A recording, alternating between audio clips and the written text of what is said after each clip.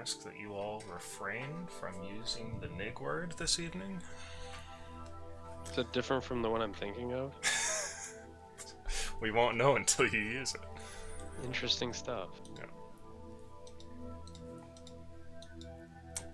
Niggardly. That's the one. Ah, yes. As expected. So we can just use hard R. Huh? Alright, well, hang on there. Somebody here hasn't read the Twitch guidelines. Darn. Let me know when you guys get into tabletop, though. I'm on my way. Me too. Lucian, what is this funky music with us?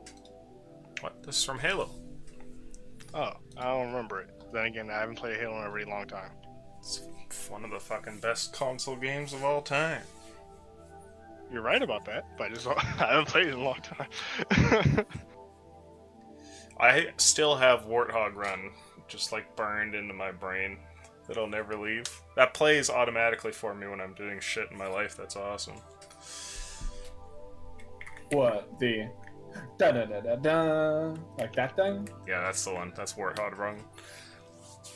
Yeah, that's a fire track. Also. A woke banger, as the kids would say. A real slapper for sure. A knee slapper? A real slapper. Song slaps. Like the Zoe 101 theme song. That song slaps. Excuse me? You know, like, I got you. Please. I don't even know what I put. Oh this god, no. Never mind. It's, You can it's keep a, that. It's instant classic. He said you can keep that.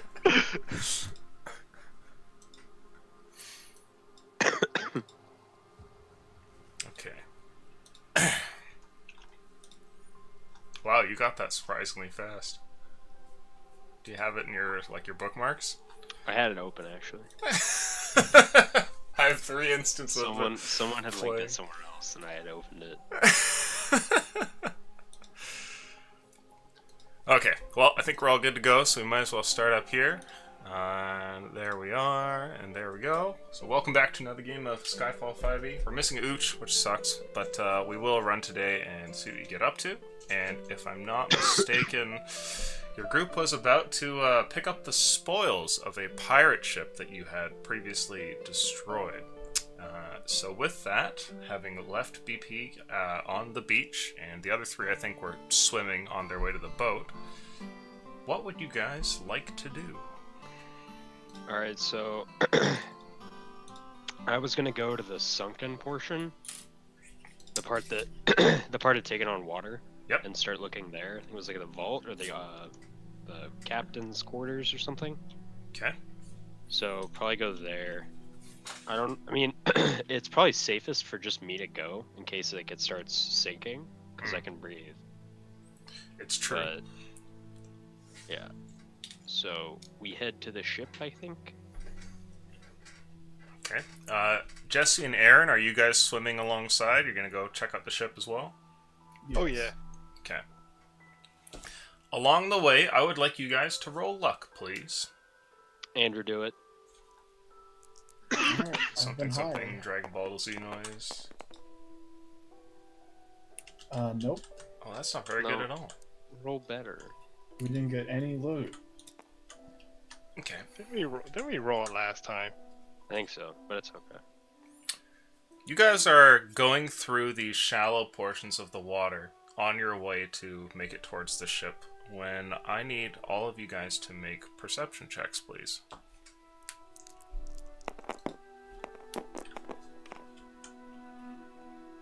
Natural 20. What the fuck is this one over here doing? It's just tumbling, I guess. Okay. Let's see. That's pretty good. Damn. I Oh, got it's- a natural 20. I would say you guys all notice that up ahead, there's something in the water, and it's pretty clear over here, and You can see down to the level of the sand and everything with relative ease. But amidst the waves and the sort of distortion that the water puts on, you can see that there are creatures at the bottom that sort of skim over the sand surface. And they look like they're rays of some kind. And they seem to kind of coat the area in between you guys on the way to the ship. Sometimes they rest on the sand, other times they kind of disturb it and flutter off to some other portion, but there's a whole bunch of them. I have a sailor background. Would I know what they are? Sure. Do you have proficiency in nature? No. Okay, roll it anyway, and we'll hope you get Sure. lucky.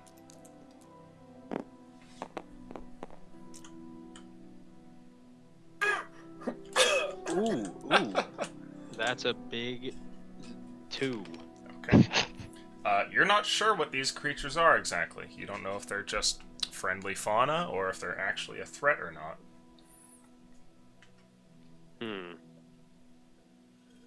Anyone know what these things are? I don't know. Never seen one before. Yeah, same. Are they like big or small? It's tough to tell. Anytime that you're looking at something past the water's surface, it's always difficult to trust what you're seeing, but it doesn't seem like they're too big. Some of them are maybe as large as like a couple of dinner plates, but, nothing worse than that. Does anyone want to see what happens if we touch one? Because I kind of want to get to that ship, but... I would like to get to the ship too. I don't really know how to handle this, though. Like, are they like actually in the way? Yeah, they're in the water at it seems like a certain distance out from the shore. There's just like a strip of them like lining the coast. So now that you guys are trying to leave the shore and make your way to the ship, you've bumped into these guys. Is there like a rock under me, like in the water Sure. or on the shore? Can I like pick it up and throw it near them? See Okay. what happens? Yeah, you kind of swim down a little bit and pull out a rock, and throwing it into the deeper water there, aim it at the creatures. And when you do, there's a loud splash, and as the rock is tumbling down through the water column, all of these things seem to flitter about and kind of swim in different directions. So they don't go to it, they just swim away? Or, Away like- from the rock in every which way. Alright, so if everyone can get like 2 rocks, we can just like keep throwing them in our way, and they'll just move. If they are harmful, I mean, I don't even know if they're gonna be harmful, but like, Yeah, but better safe than sorry, right? yeah, let's do it. So I'll reach down and grab a couple rocks. Yeah, I'll do the same. Yep. You guys really just disturbed the area there and ruined the peace, and gradually the creatures just kind of take off and leave you guys alone. We finna die. Alright, well that was weird. So let's get to the ship. Okay. I know like part of it's submerged, right? So like, Yeah, so it looks like the ship has partially sunk, and most of it is underwater with the exception of some of its upper deck and some of the layer directly underneath where you guys had seen the bunk beds and the table and all that. And you guys are able to swim right up to it. At this point in the water, there's probably about 10 or 15 feet of water directly underneath you where the rest of the ship lays. But it looks like the front half of the ship has been completely reduced to splinters. And you can even see parts of the ship further up that are still like kind of smoldering cinders and whatnot. alright, so Aaron and Jesse, where do you guys want to look? I'll go down to the bottom portion because I think it's the safest. Do you guys want to check? I mean, I don't know exactly, table talk, I don't know exactly like what happened to start all of this, but do you guys want to finish what you were doing in a certain area? Is there like somewhere that you think is important? Look at the. Not particularly. You mean? So like you guys found treasure or something, right? I And found a room that had the words vault on the door. Oh, okay. So it's just the one at the bottom. Then. Do we want to? As you guys are here, I would like the three of you to make investigation checks, please. as you look at the ship.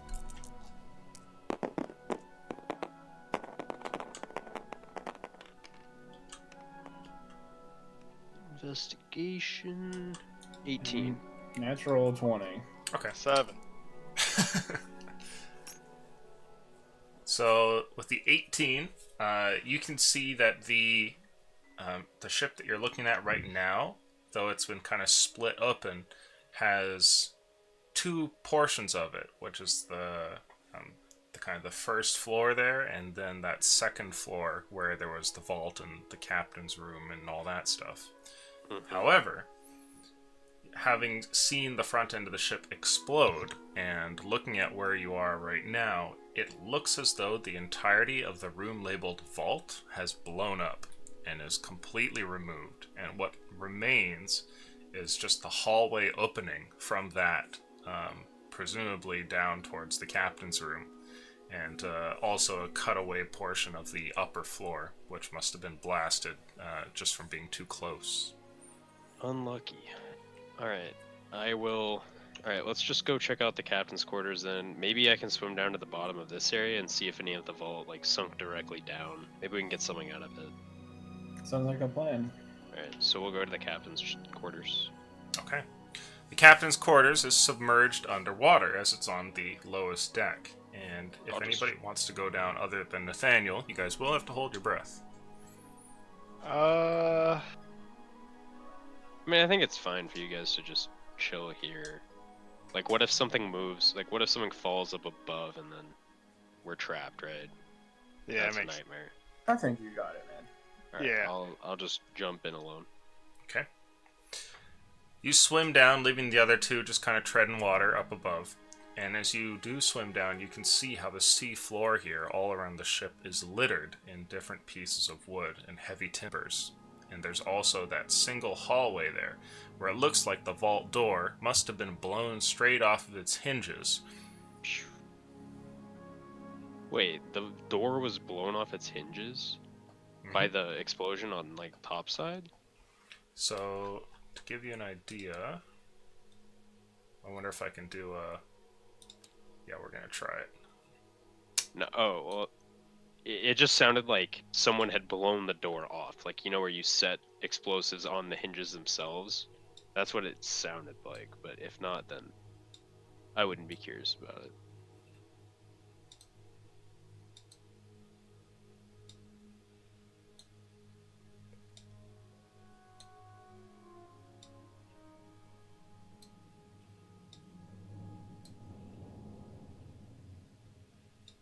So this is the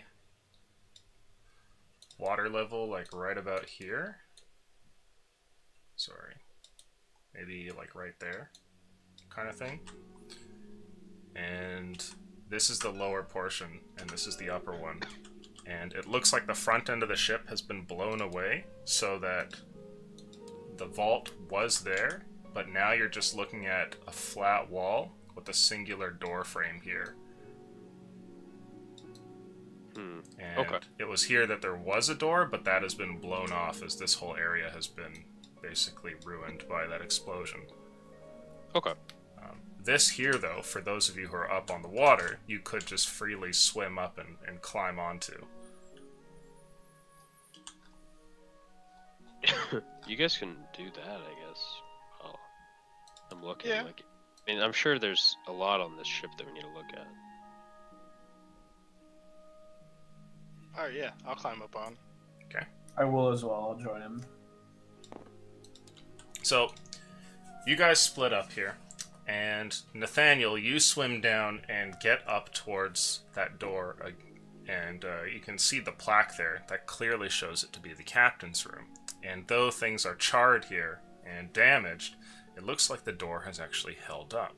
And to make matters worse, it appears to be locked. I will. I don't think I can unlock it. I'll swim back up to where Jesse and Aaron were. Okay. And Jesse and Aaron, you guys make your way onto that first deck. And Aaron, you're pretty familiar with this one, as that's where all the invisible shenanigans took place and everything. And you can see that everything is just thrown about and smashed, and any windows that the ship had are now busted out and whatnot. However, some parts seem to have survived. And what did the two of you have for investigation? I rolled a 7. Okay. One was a natural 20. I rolled a nat 21. I mean, a nat 20. Nice.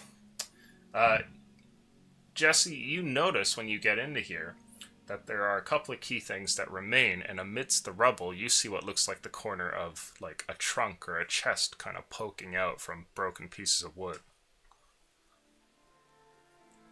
I'll point to that corner. Say, Aaron, check it out. Yeah, I'll walk over and I'll check it out. You guys are midway across the room, making your way on the ship, which is now tilted, so it is a kind of awkward and disoriented sort of experience. When behind you hear a splash, and Nathaniel emerges from the water. Hey, door's locked. I'm gonna need some help. I'll toss him the key ring that I have that I Oh. found on the ship. Nice. Oh, I'll go okay. back down. Okay. Thought you mean disrespectful for a second. I was like, damn. So it was like, I'll toss him some lockpicks. I toss him some log, folks. Yeah. 2 copper pieces.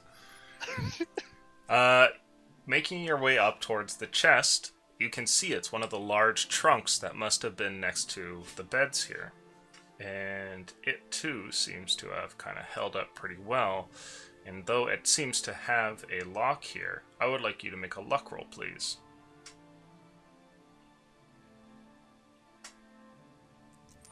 Okay, I'm about to say, is it me or you, Jesse? I thought it was Andrew. Andrew should Yeah, do it. let me get him. Huh? We in there. Okay. It appears as though the lock on it is broken, and you can freely open the chest. Nice. Alright, I'm opening it. Okay. Flipping the thing open, you find what looks to be a little bit of pirate treasure. It's nothing incredible, definitely just things that have been randomly cobbled together by the crew. But you see like random pieces of golden jewelry and like bits of silver and stuff like that, free floating coins here and there.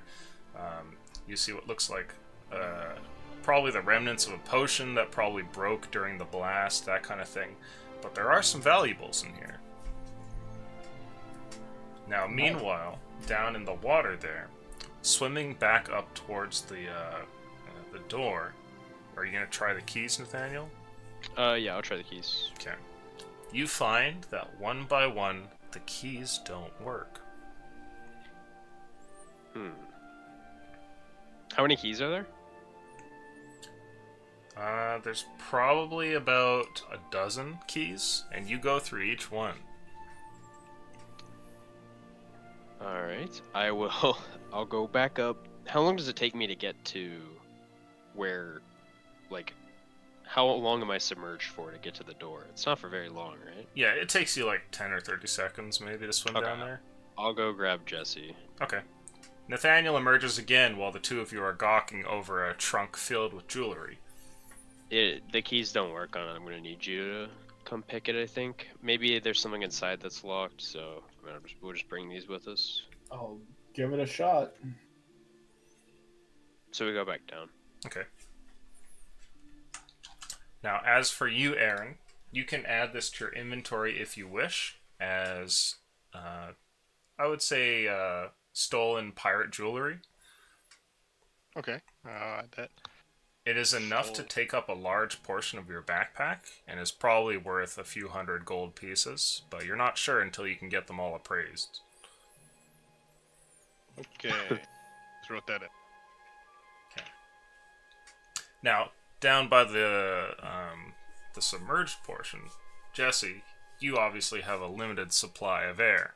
Having been, swimming under for 10, maybe 15 seconds, getting up towards the door, guided by Nathaniel, you see the problem, and you remember back towards that day where all the crazy combat had happened, and you tried to pick your way into this door to no avail.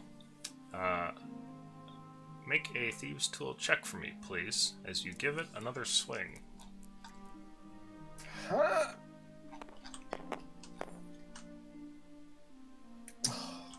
Oh, man. Okay. Certainly not passing, whatever the bonus. Okay. You try the lock, and once again, you fail here. This must be a rather tenacious one.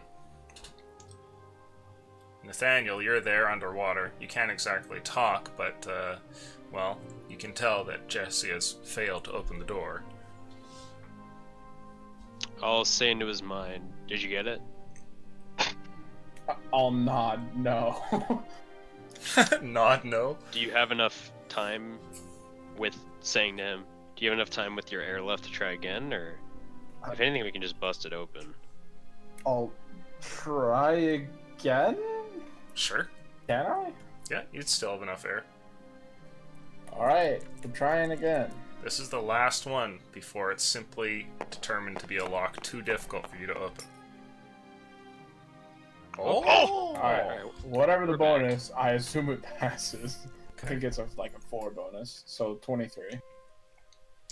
You're starting to get a little bit blue in the face there from oxygen, but you're not going to back out because you've actually managed to isolate most of the tumblers, and with the last little push here, you make a turning motion and a satisfying click lets the door open.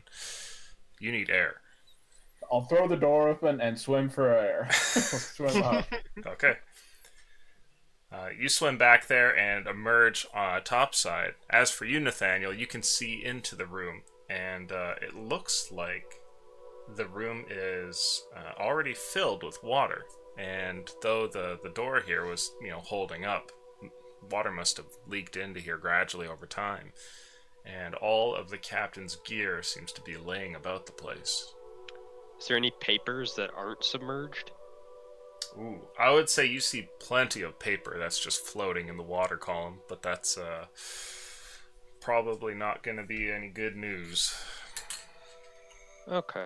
I will grab some of the gear, and I can just make trips, right? I'll make sure the door stays propped open, and I'll just keep unloading gear and bringing it back. Okay. I'd like you to roll a investigation check, please, to see what you can find in here. Sure. Investigation 14. Okay, that's not bad, but you won't find the Krabby Patty secret formula. There is a large desk at the back end of the room, as well as an impressive sort of bed that hangs up by the wall. And you can see some shelves with various things kind of hanging off of them or now knocked onto the floor, as well as a few pieces of paper and cloth floating about the room. But you're not interested in that. There's glints of metal that you think that you might spy, and looking around, you find two major things of interest. Ooh. One is that next to the desk, you find what looks to be a saber that has been just kind of left leaning up against it over time. And the other thing that you find that's of interest is what looks to be a large chest that has been hidden under that desk, kind of right by where your feet would rest while you're riding away. Okay, I will put the saber to my side and then go for the chest. And is it locked? Yes. I'll start trying. Can I check it for traps? Sure. Yeah, you can make I an don't know if investigation I check. can do that. Okay.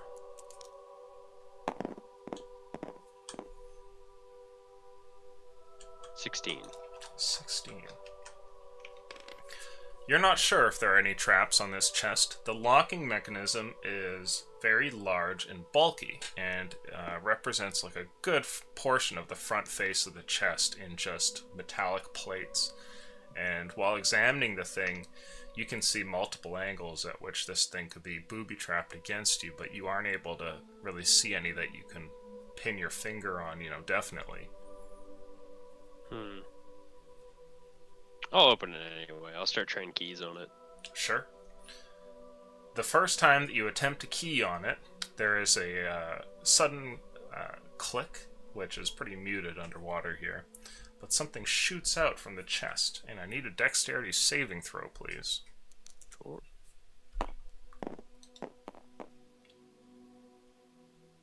Dex save 13. 13. Okay. You are unable to move out of the way in time, and a small dart is shot out from the chest here and strikes you and hits the side of your palm. And when it does, you feel a sort of numbness. Interesting.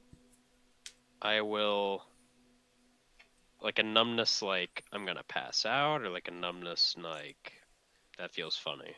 It feels funny at first. There's the pang of pain, but then that area kind of gets numb, and then over the course of the next 2 seconds or so, you feel that you can't really move your hand. Now, meanwhile, up on the top deck here, what are you guys doing? Aaron, you're shoveling jewelry into your backpack, just getting the last bits, and Jesse comes up gasping for air.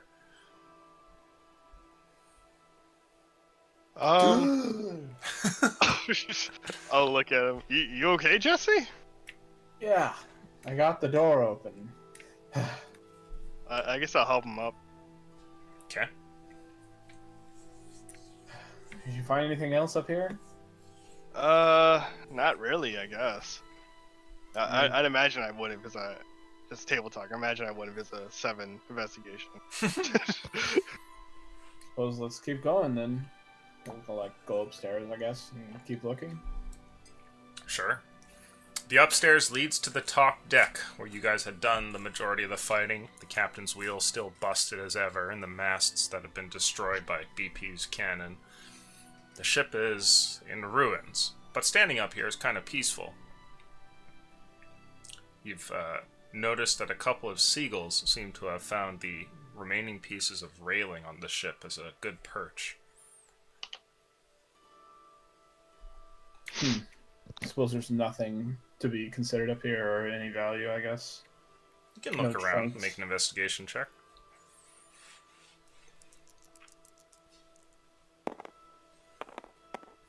Can I just look around and see if there's any survivors?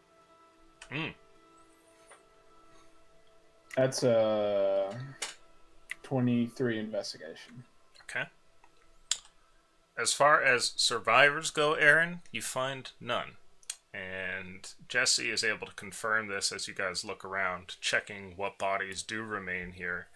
It seems that everybody has long since passed, and there doesn't really appear to be much for loot up here either, other than a few stray coins that you find left on some of the sailors. So you can add to your inventory, Jesse, 28 gold.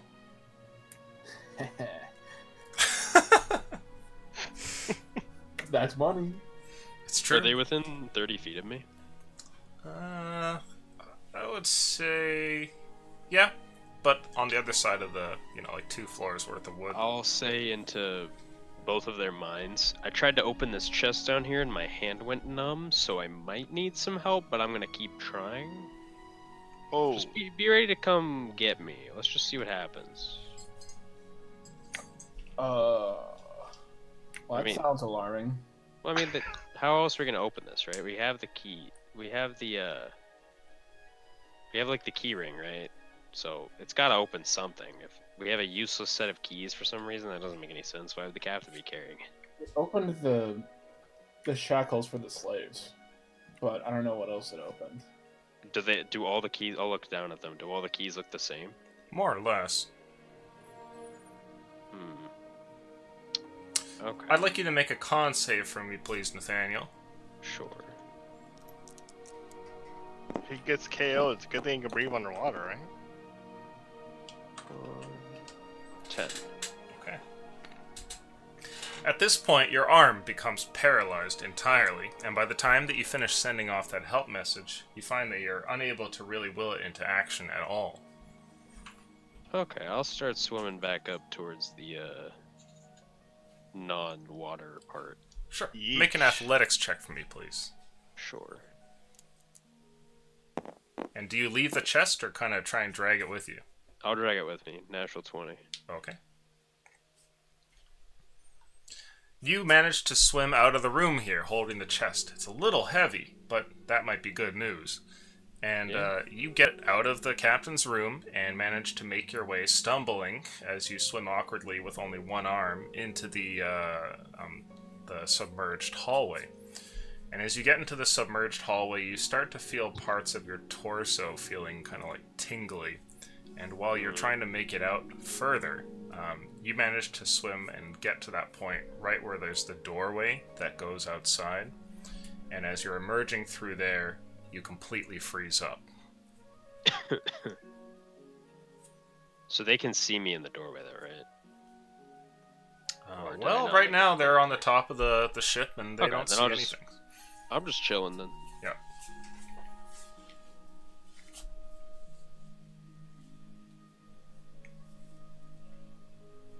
So you guys are pilfering around some bodies here, and you managed to get a sweet 28 gold out of the whole ordeal.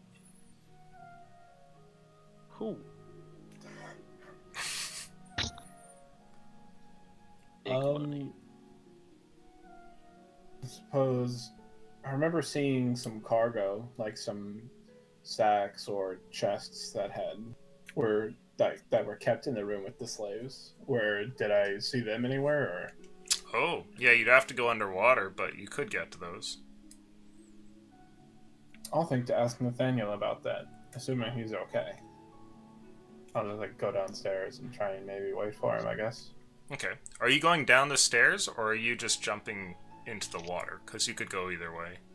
No, I'm just gonna go down the stairs. Okay. So you open up the the doorway is kind of busted, and you head down the stairs, and eventually the stairs start to be submerged by water, and you start swimming down. And when you get to that lower area where the slaves were kept, and where the manacles hang from the walls, the ones that you had previously worn for a short period, you can see the hallway there. And on one side is the open captain's door, and on the other is just a open doorway to just the blue ocean beyond. Majestic. Mm-hmm.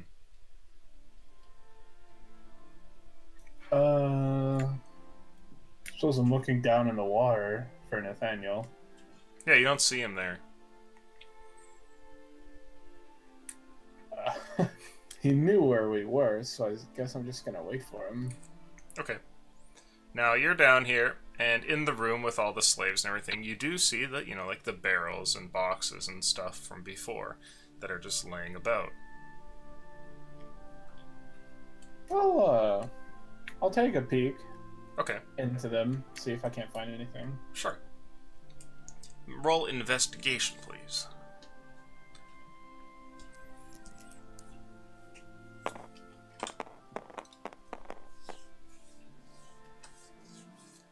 $21. No, excuse me. Barrels have a marking on them, which at first you're not familiar with, but then as you realize kind of what it means, it clues in for you, and you realize that these barrels, a little bit smaller as they are all barrels of rum, and there's like a lot of them. Oh my god. Now, at this point, after having been underwater for a while and looked at these, you are starting to feel the need for air. Suppose by this point I'll have been satisfied enough to go swim back up for air. Sure. You swim back up the stairs and end up in the hallway there again, in the stairwell, where the first floor gives you the ability to breathe again. Aaron, what are you up to? I guess I'm just kind of chilling and hanging out at the top, and because to be honest, I've been thinking to myself, where should we go next after this? So Mhm. I guess Aaron will be contemplating that. Where are you contemplating that? At the top, like where Jesse left me. Okay, but like up by the captain's wheel, or where like Oh, the broken oh. part of the ship is, or like by one of the railings, or what? Oh yeah, I'll hang out by the captain's wheel. Okay, so you're just kind of chilling up there. And Jesse, you emerge for a second to get some air. Where are you going next? Did we look at the middle floor, like where we did the Davy Jones act? Yes. That's where you got the chest full of jewelry. Oh, weird. Okay, I had it mixed up. Let's just back up to Aaron. I don't think there's anything else to look for. Okay. You go back up the remaining steps and join Aaron, who seems to be pensively sitting over by the captain's wheel, thinking about his life. Hey, I found several barrels of booze on the bottom floor, but I don't know how we're gonna transport that. Oh. Well, I don't know. Maybe we should leave him. We should start like thinking about where we're going next. Yeah, you're right. It's probably not worth too much, anyways. Blub, blub, blub. Have you seen? Did you see Nathaniel down there? No, like he hasn't come up yet. Huh. Maybe after a little bit of time, we should check. Didn't he tell us like mentally about like getting shot? Yes, he did. Where was he last? Maybe we should check there. In the captain's quarters, apparently. Alright, I guess I'll start walking over there. Okay. You guys go back down the stairwell and then swim down the last flight, getting into that slave area where the hallway leads down towards the captain's room. And swimming forward, you guys peer into the captain's room, and I want a perception check from both of you.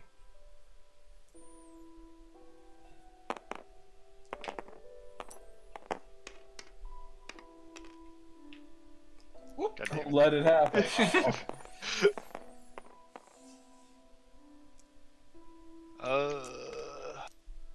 That's a 9 for me. Okay. You don't see anything in here, and same for you, Jesse, as you look into the captain's room. It appears to be empty. But you do notice something, and you see what looks like a sort of shape of something dark past the opening towards where the vault would be, but is now just ocean. Something dark? Mm-hmm. Yeah, there's like something dark in the water. Like... Like how dark? I mean, that could mean a lot of things. Yeah, it's tough to say. It's just like, it's a shape in the water. You don't really get a lot of definition or anything. A shape. Yeah. It's the shape of water. You see some water underwater. Are we talking like an alive shape with teeth? Well, I can't confirm or deny that. Oh my god. Well, Now, when you make that noise there, Aaron, you hear a bunch of bubbles come from Jesse for a second. I'll look at him and I guess just kind of like shrug. He's standing there in the doorway, with you, and you're kind of scanning in the captain's room, finding nothing. But he's looking down towards the vault. I'm gonna take that as a hint to swim down there. I'm gonna swim down there. I'm gonna go down to the vault. Yeah. When you get towards the vault there and emerge, you see something. It's Nathaniel there, and he's resting like 5 feet down in the sand, and it looks like he's doing a kind of reclining pose of some sort, and one of his arms is clutched fast around what looks to be a chest, and the other arm is in like a weird contortion, and his face looks completely frozen, and he's just laying there on the sea. And it looks... can you make a Constitution saving throw for me, please, Nathaniel? Actually, no, here. Nathaniel, if you were swimming trying to save the chest, what would the look be on your face right before it freezes? Determination. Okay. He looks incredibly determined while just resting in the sand. Maybe it's a gymnasty thing. Blood. You're starting to feel the need for air, though, both of you. God damn it. Blub. I'm gonna swim up towards Jesse and like grab him and then like pull like to motion. Let's get some air. I guess like I'm pointing up at the surface. okay. Okay. The two of you emerge again once more in the stairwell and get some air. Jesse, Yeah. I saw Nathaniel. Okay. Did he say hello? I think he's sleeping. He's just down there, Okay. like around the chest. that means he's unconscious. Oh. What? We should go check. He's asleep. I'll Your try to act intelligence better be like a 2, sir. It's a 9. I'll try to act out as 9 intelligent.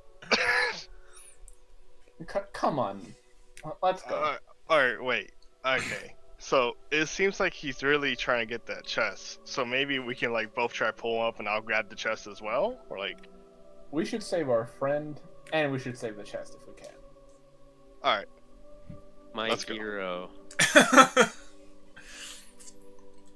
So the two of you swim back down, and sure enough, escaping through that hallway, instead of taking a left at the captain's quarters, but going straight, you emerge out into the ocean where you guys are occupying that broken part of the ship that had been blasted apart.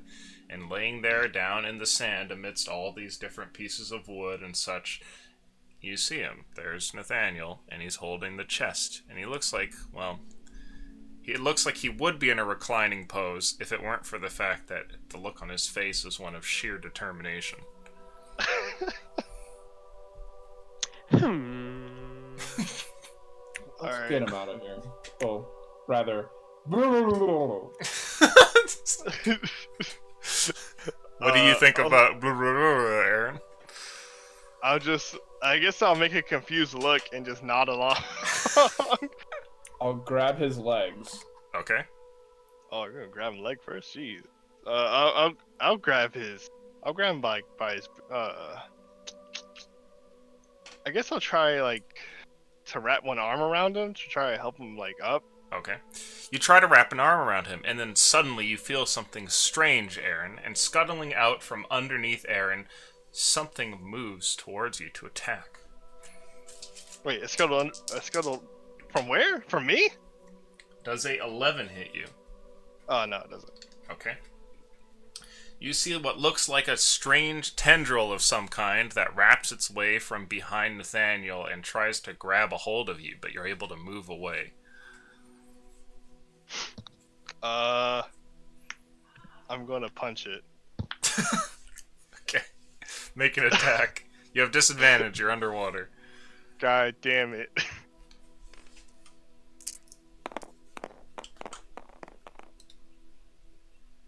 Wow! What?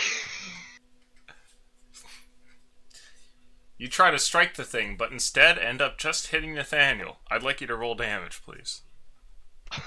Gee. I'm sorry, Nathaniel. What? Oh my god! My god! Relax! I punched him for 12 damage. Alright, Nathaniel, you take 12 damage. Alright. Does it wake me up? Nope. Darn.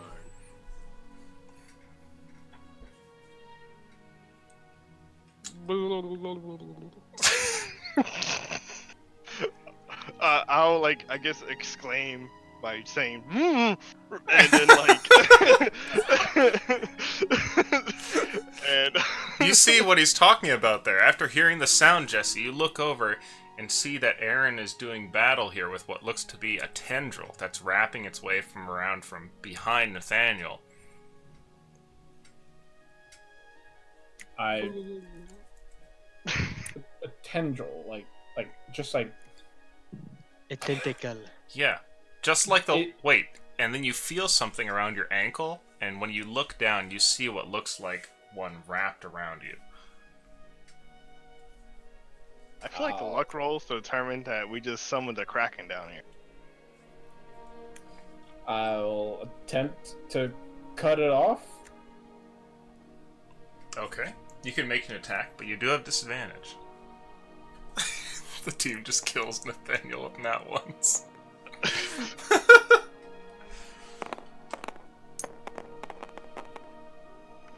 Oh, I saw that one. I got so scared. I have a lot of health. It's fine. But try and not hit me, ideally. That is a 18. An 18. Roll damage. Do I have sneak attack? I would say no in this case.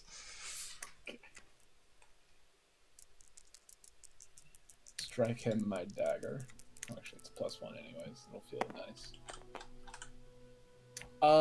2. Okay.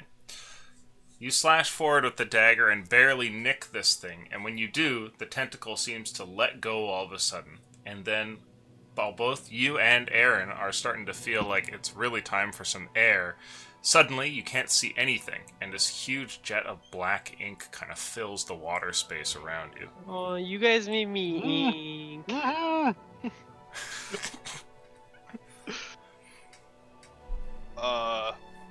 Shit. I can't see Nathaniel now, can I? No, you can't see shit. It's like in Oh, your shit. eyes and stuff. Oh god. Can I assume where I think is up? Yes. I have a bad feeling about this. Okay. How about you there, Jesse? So there's ink everywhere, Yeah. and we still have a hold of Nathaniel. Yeah, you're on the ocean floor holding onto his legs. I'll just like wait. Wait, what did Aaron do? He swam up to get some air. Did you let go of him? I guess I kind of thought I already did because Mm-hmm. a tentacle tried to fight me, and I freaked out and punched at it and punched the fuck out of Nathaniel. So I feel like I kind of did. All right, so I'm gonna do my very best here. Grab Nathaniel by his waist and grab him and swim up. Okay. I would like you to make an athletics roll, please. Just a Roll bit of very bio well. information. I only weigh 46 pounds. Okay. So it should be very easy. I don't actually, but 3. He is too heavy. I need you to roll Constitution, please. A con save. He's 46 pounds and no, it's I'm underwater. not. I'm not 46 pounds. Con save. 13. 13. Okay. You suddenly gasp here, and the remaining air that was held within your lungs escapes in a column of bubbles headed presumably upwards, though you can't really see them all that well.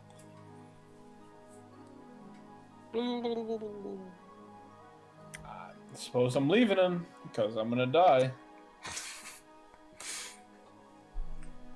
Or I don't want to drown. So yeah, I'm swimming up. Okay.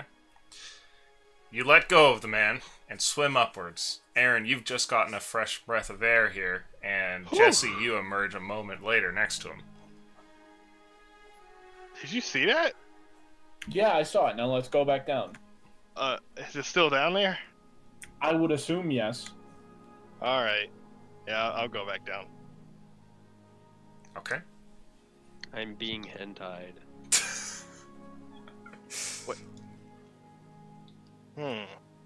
The two of you swim back down into the murky depth and try to find Nathaniel. It seems that the water has He's gone. washed away the ink to some degree, and you're able to find him, though it's really difficult to see, like you're looking through dim light. Mm-hmm. I'll point at Nathaniel. Is the treasure still there? Roll luck, please. That thieving octopus? Well, where would it have gone? Octopus grab is it. a thief. Oh my god, my heart. I can't take these one. It's his name. It looks like the treasure is still there, but there also seems to be something wrong with it. And as you look at the treasure, it looks like that wooden box Nathaniel is holding on to has grown a sort of like wooden colored lump off to the side. Wooden colored lump.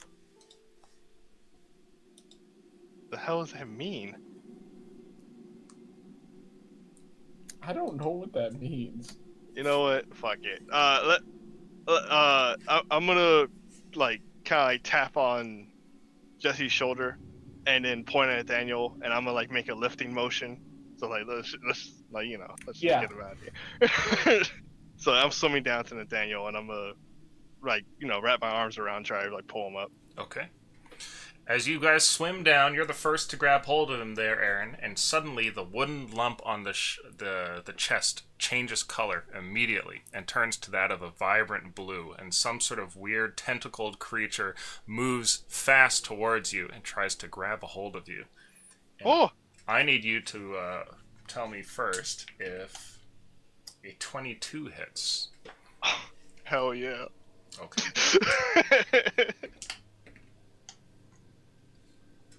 You take 13 damage as the tentacles wrap around you, and suddenly you feel a sharp pain as something bites onto you.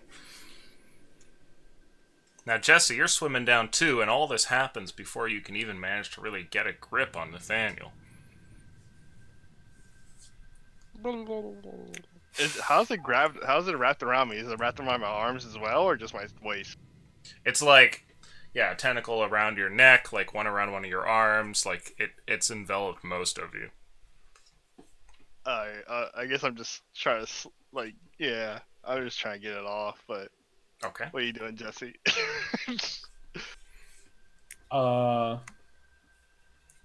Do I see this creature, or is it just tentacles? You do see the creature, yeah? Oh, can't throw a dagger underwater. Doesn't work like that. Oh, the wooden lump was the octopus camouflaged. Whoa! That makes a lot of sense. No. Okay, come on. Toxo didn't know either. I didn't know that. Why would it have a lump? I don't know. I don't know, man. It's Dungeons and Dragons. Anything can happen. I haven't seen the we 5-hour fought documentary demons. on octopuses on Discovery Channel, man. I haven't seen it. I have. Get ready, motherfucker. Octopus about to fuck us up. What do you want to do, Boss fight. Jesse? Actual octopus. What the fuck am I supposed to do? That's a good question. Attack the octopus? Okay. I guess. How are you No. attacking it? With these daggers don't fucking do anything. I'll slice it with a short sword. That's Okay. 2 damage higher, I think. It's Yeah. 1d6. Yeah, it's better. Make an attack? Mm-hmm.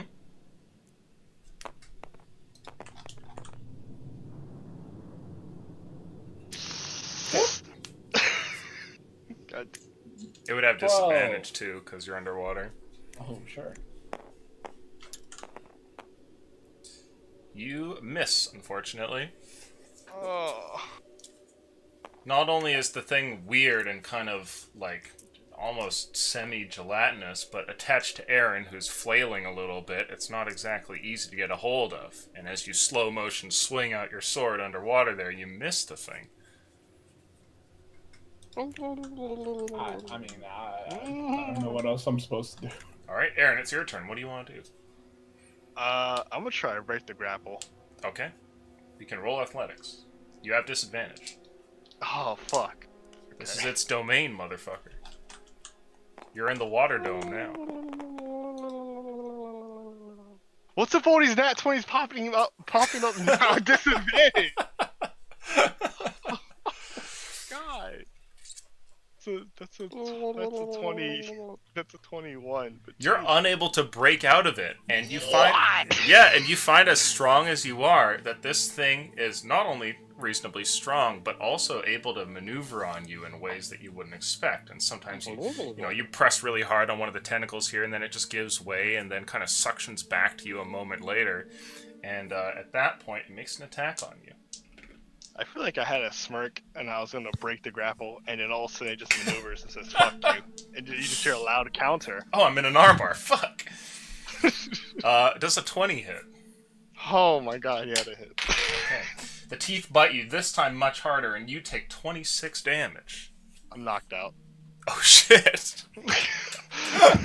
Oh, fuck. You just hear. It just stop. And when that happens, after that noise that you hear, Jesse, you see what looks like a cloud of blood that kind of, like, poofs out from the spaces in between some of the tentacles.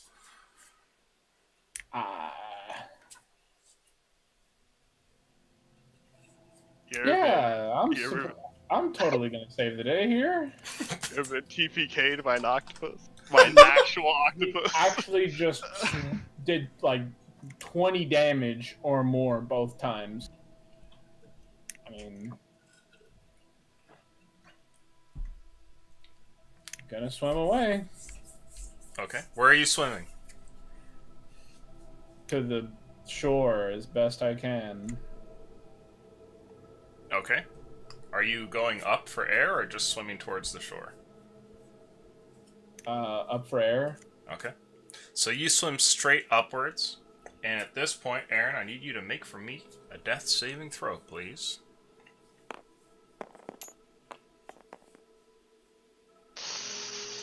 Alright, that's one pass. Alright, that's a pass. Okay. It's a little counter right here. All right. Yeah, I'll remember. I don't need to set. Jesse, you've made it back up for air, and you look over, and the shore looks kind of far from where you are. What the fuck, man? What am I supposed to do? Something. There's nothing I can do. On the next episode of The Jesse Show. That's something you should never do. Don't say you can't do it. Get in there. Start stabbing. I mean, we finna die all together.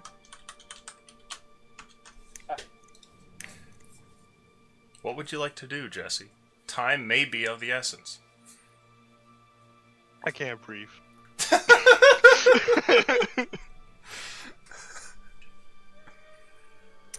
I'm going down. Okay. You swim back Yes. down. Now it's no longer murky, and you can see that Aaron's body there is covered in part by this creature. I'm going to attack it. Go for it. You have disadvantage.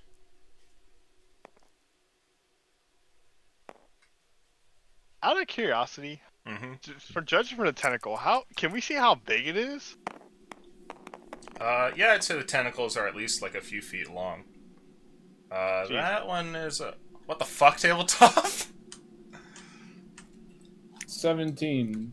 You hit? Roll damage. Woohoo! He's doing it. Drive sneak attack. No. No, we're knocked out. God. Never know. Nah, but we're knocked the fuck out. 7. 7 damage? Okay. Yeah. You slice forward and cut one of the tentacles clean off here. It flails around in the water, and the creature seems to suddenly release Aaron and then takes off with a jet. And it leaves, and it looks like a strange sort of balloon with a bunch of trailing tentacles behind it. And it just kind of, in a couple of puffs, takes off into the water in the murk. Aaron, on the other hand, looks like he's just kind of laying there, and now that the creature's no longer holding on to him, he's starting to float slowly towards the surface, but while he's doing so, just like gently rising in the water, you see what looks like a hole bored into his chest. I'm grabbing both of these gentlemen by their waists and dragging them to the shore. Okay. Make It's a a strong boy. natural 20 strength check, please. Oh. Is this a strong boy? No. Just leave me. Come back later. That's pretty good. What's your strength, sir? 0. You find That's that it. you could probably carry and drag one of these guys in the water, but both of them at the same time, not gonna happen. Tis Okay. ludicrous. Just Aaron then. Okay. Aaron, I'd like you to make a a death saving throw. Ooh. That's Okay. another pass. Alright. All right. Pass. You swim with Aaron as fast as you can here towards the shore. And while this is happening, there's plenty of time for you to run through all of your death saves, Aaron. So please roll till you either stabilize or motherfucking die. Alright, that's 1 fail, 2 pass. Okay. That's 3 pass. Alright. You get to the shore there, Jesse, and manage to finally get Aaron up onto the sand. And it seems like he's stable and is still breathing miraculously, but he's not doing so good. And that Oh. creature, whatever it was, must have done a number on him. There's like a patch of flesh missing from him. attempt to stabilize him. Yeah, I he's just think stable. you fucking with my chest. You kind of, managed to get some water out from his lungs here, but it looks like he's still unconscious.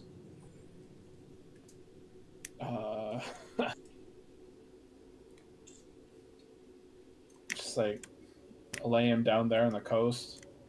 Okay. I don't know what else to do for him, and go back for Nathaniel. Okay. You just kind of lay him down on the coast there. BP's right next to him, and as you look to him, it looks like you won't get any help, as there's a little screen on the side of him, and in LED lights you see that there's a status update happening. A Windows update. Goddamn. He could be like this for years. Of all time now. And you go back for Nathaniel, and manage to drag him. And when you get back towards him, I want you to roll luck, please.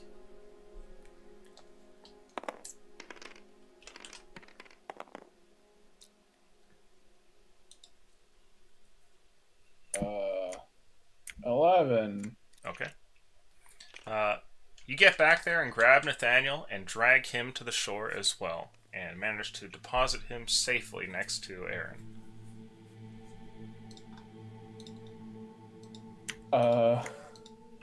Just looking at two unconscious men. Mm-hmm.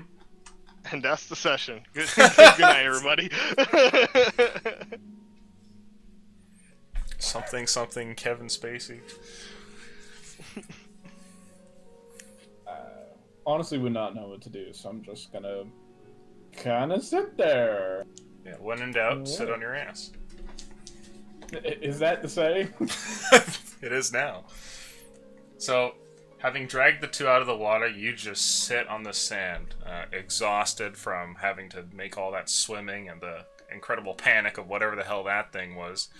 You just kind of rest there.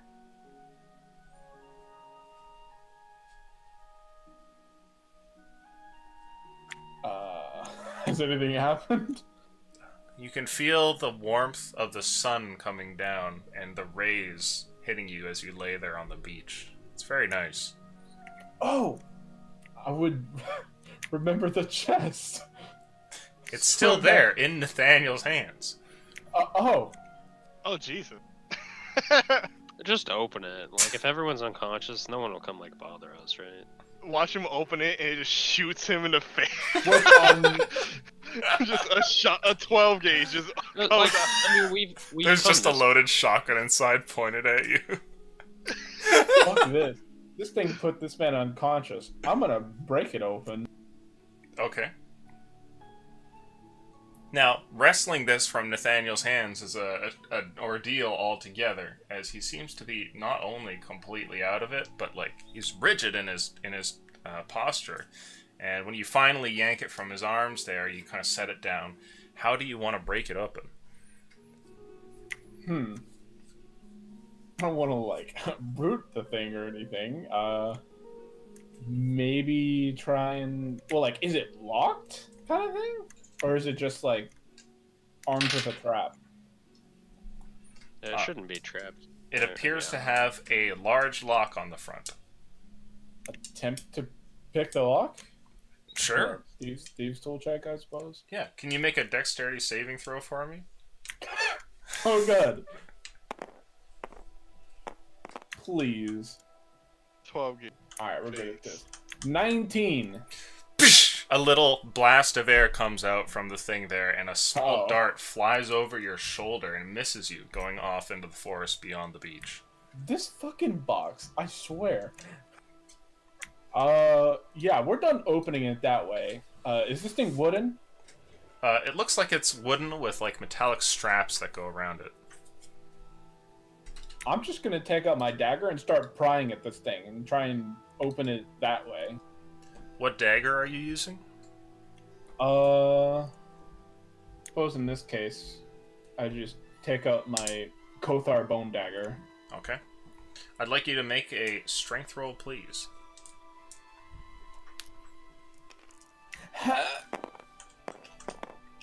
Come on. 8. You manage to dig the dagger just between the lid there, and as you go to pry on it, you hear a chink, and the dagger snaps off at the end. This thing is sturdy. and your dagger is busted. I'll look at it, kind of sad. My last memory of this person. You can still keep the broken dagger. Nevertheless, I'm chucking it to the side because it's useless now. Okay. The chest is still Huh. locked. How many darts could be in this thing? Just like face it away from you and keep trying to pick Yeah, it so it yeah, shoots yeah. away. It can't carry more than like 10.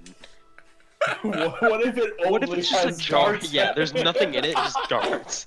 I'm gonna try to pick the lock the same way, except face the lock away from me, Okay. so that doesn't happen. I would say that you can't really pick a lock without being, you know what I mean? Like you're doing it backwards. You could, but it will be tough, and you'll have to roll at disadvantage.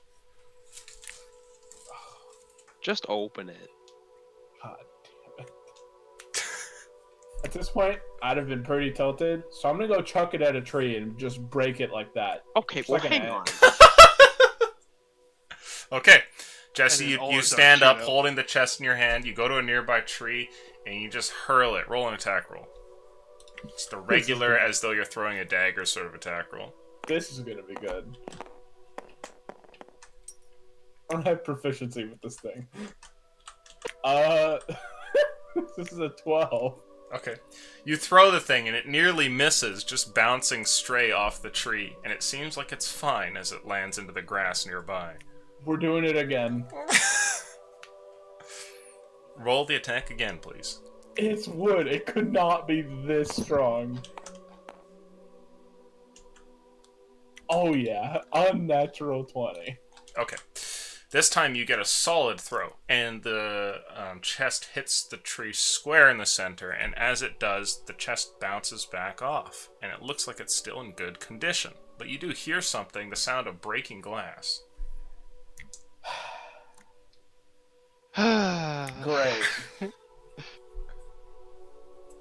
Alright, well at this point, whatever's in it is fucked. So I'm just gonna take out a weapon and like attack the chest. Just like break it open, because I want to know now. Okay. So you're just gonna hack at it wildly with your Yeah. sword? Yeah, Okay. just fucking open this thing. Kothar, I'd like you to roll a 1d4, please. Or not Who's Kothar, Kothar? sorry. Aaron.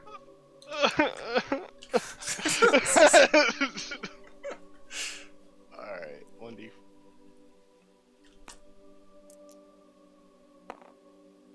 So one. Okay. You smash at this thing, Jesse, repeatedly with the sword, and with V-cuts to the little wooden bits here, you gradually manage to cut through a little bit.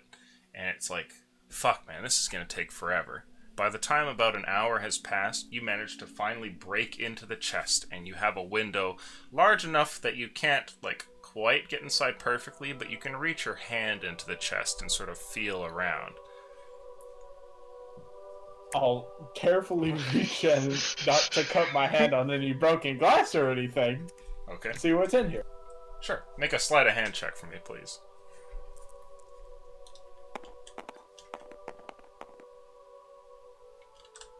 That. A 30. Okay. You don't cut your hand or anything, feeling around inside. There's some stuff that's like, that feels like wet paper, and there's something metallic, and like there's a whole bunch of weird stuff in here. And while this is happening, you suddenly hear the sound of somebody coughing by the beach, and when you look over, you see that Aaron appears to have awoken. I'll go and tend to him and check on him. Okay. Aaron, as you're awaking here on the beach, you look around, and it's very beautiful and serene. And were it not for the fact that you're in terrible pain and there's a damn hole in your chest, it would be quite a pretty scene. Coming back to reality, you look around and try to take stock of things. You see BP, who's currently downloading an update, and when you look over towards Nathaniel, he's still stuck there in that position in the sand next to you. At least they got him out of the water, but the chest is gone. You hear footsteps, something moving in the sand. And when you turn around, you see Jesse coming over towards you with the chest, and the chest looks mangled. It looks like somebody's just been going to town on the thing. And Jesse looks like he's sweating hard. You You have 1 hey. HP. Oh, fuck. What happened? Nothing. How are you? I feel like shit. That was the worst ass beating I got in my entire life. I don't know about ass beating. You kind of just got. Never mind. Do you have anything that we can help you with, or do you want to eat anything? Are you hungry? It's like a customer sales representative. I think I'm fine. I guess I'll check out. I'll check myself out. Do I have an injury or anything, Lucian? Like, am I good or? Roll injury, please. Oh, what's that die again? Straight D20. Okay.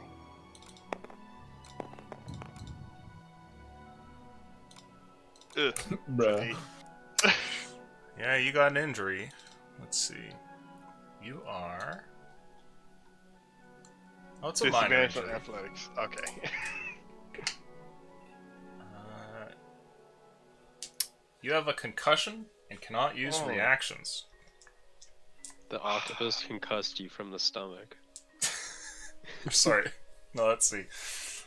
I just read that one after rolling it immediately off the table. Let's find one that makes a little bit more sense.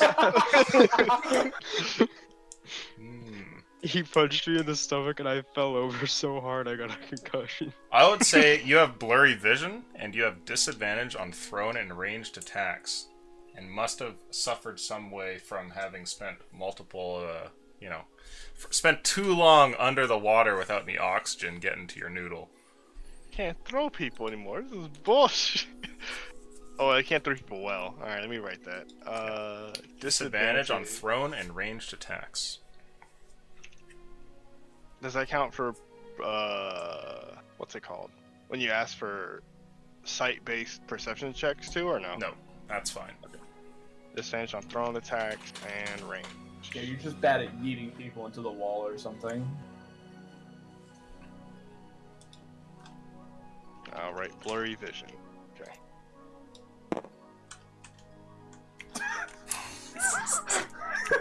Nice representation there. Now, as you come to and realize that you're injured there, what are you two doing? I look at Nathaniel. He's still stuck there.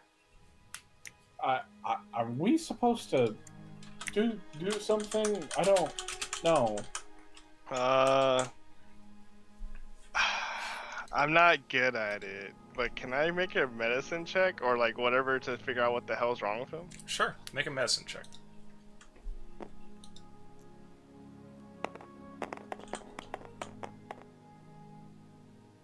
That's a straight 15. Okay. You don't know how or why, but he's definitely paralyzed. And it looks like, he's still alive. And when you put your hand to his chest, you can feel like, his heart's still pumping away there. But it looks like he's unable to really move much. And even his breathing seems to be pretty shallow. Is the dart still in his arm? No, it doesn't look like it. You think it'll go away? Like, if we just wait it out? It has to eventually, right? I guess. I'm gonna take a nap. I kind of feel really terrible. I suppose we'd take a rest. I'm just gonna lay down in the sand. Okay. Tail on the sand. How about you, Jesse? What are you doing? I'll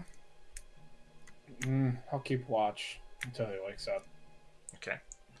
Are you doing anything during your watch? Oh yeah, let me hold I'm gonna hold the chest upside down into the sand and see what comes out. Okay. A purplish liquid leaks from the chest and just kind of soaks into the sand. Licky. And after that, a bunch of random stuff kind of tumbles out. You can tell from how the chest feels that there must be other objects in it that aren't coming out just because the hole's not big enough. But you see like a bunch of platinum coins also coated in this purplish whatever tumble out. And you can add to your inventory. Roll luck, please. Oh god. Are we gonna ball out? Or are we gonna not ball out? Okay, that's pretty good. Reasonable amount of balling.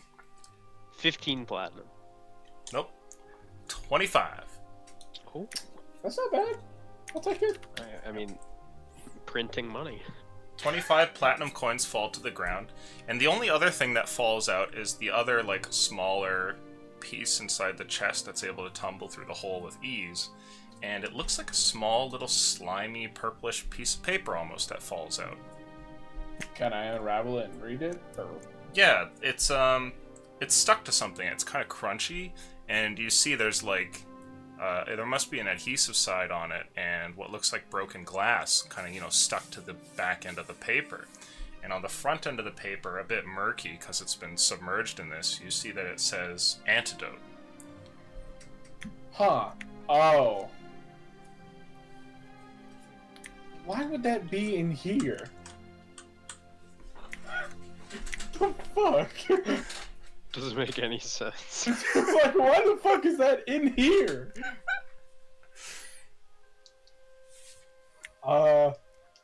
Now that I've realized what that is it still dripping? You know, there's really not a lot of the purple goo left in the chest. A fucking... I mean, there's not really much I can collect. Is there like a reasonable puddle somewhere, or... Well, you poured it into the sand. Is it in like a little sand pocket? No, it looks Kinda like it's thing? just kind of soaked in. Okay, it's everywhere. God damn it. Oh, is there anything left in the chest? It's like it feels like there's a little bit of liquid left. I'll kind of like... Actually, what am I doing? Where am I gonna put this? I don't have like a canteen or anything. Like, I don't have a fucking... I don't have like a bottle. I don't have anything. This is... It's the next level autism right here. What? What am I supposed to do?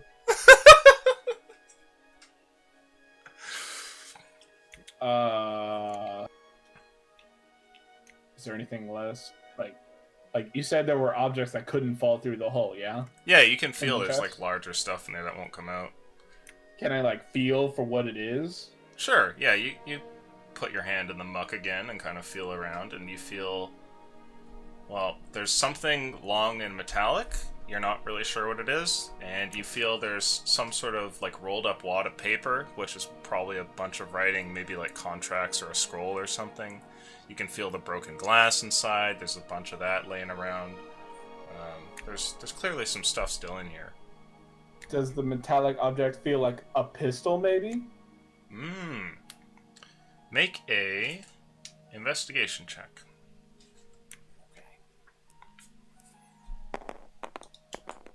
Or a dagger, or anything. Okay, well this is poor. 7! Can't tell. Alright. I'll shake the box in hopes to let it free via the hole. Okay. You shake the box again, and the last couple of drops of the purplish stuff fall into the sand, and something tumbles out of the chest. Just your luck, and you see what it is. It looks like a strange long blade of some kind that just chink falls into the sand there. Is it pretty? Yeah, it's pretty shiny. It's covered, you know, it's got like purple drink all over it, but you know, it's nice. Alright, I'll pocket it. Sure. You add an unidentified blade to your inventory. You should also write that's from the pirate chest.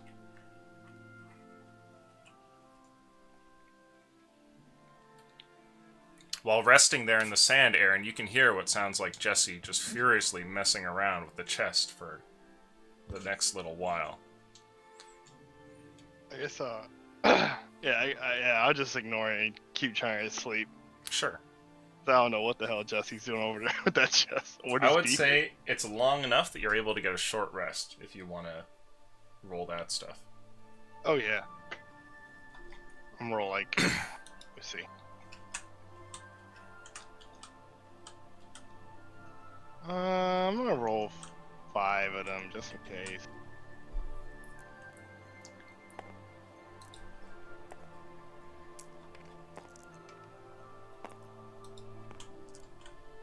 Oh, I have 5 exactly.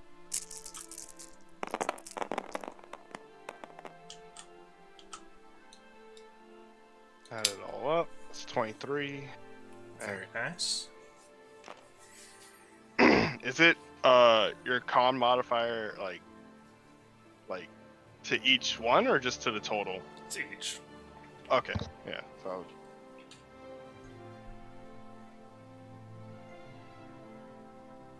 okay, yeah, I'm good. Okay.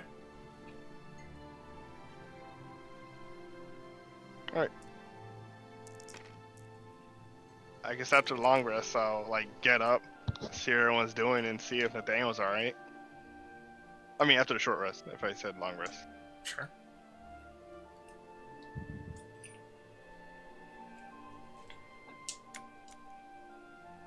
So, you get a short rest.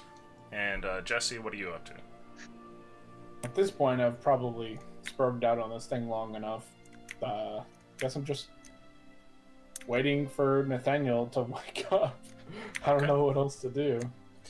You wait on the beach for a while, and time goes past, and gradually the clouds kind of drift from one side of the sky to the other, and hours begin to roll by. And more time passes, and eventually you guys get a long rest.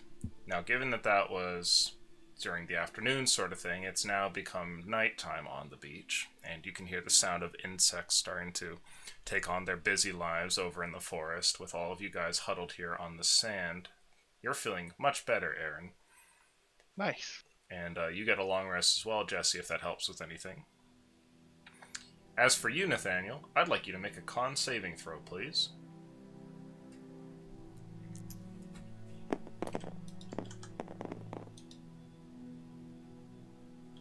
Boop. 5. Okay.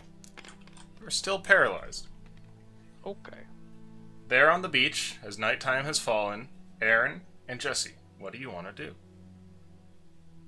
And I guess I'll look over, and he's still paralyzed, right? Mm-hmm.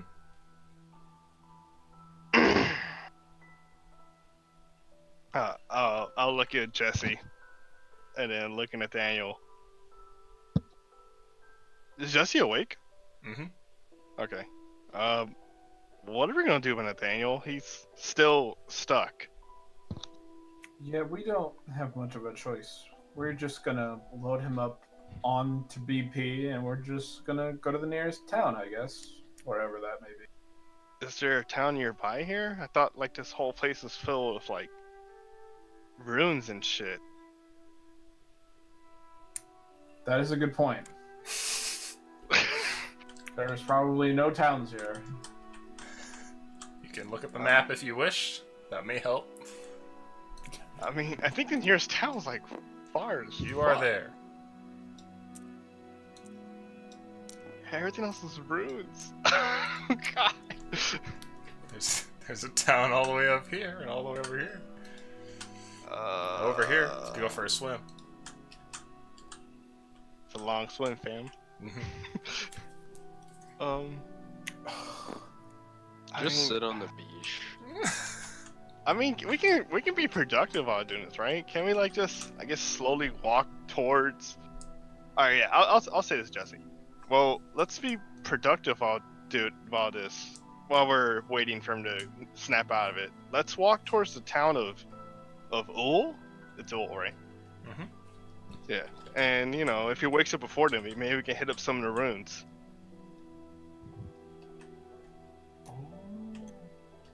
Oh. Like Wycon's grave. That's what we came over here for, right? Sounds pretty inviting. I suppose. That sounds like a fine plan. Yeah, we're walking towards Ul, but if Daniel snaps out of it, we'll stop by a thing to do some adventuring. Roll luck, please. Oh no. I'll roll. I haven't rolled one yet.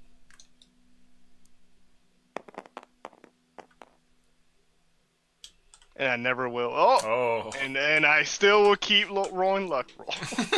60. Okay. excuse me. I need some Constitution saving rolls. Excuse me, from you, Nathaniel.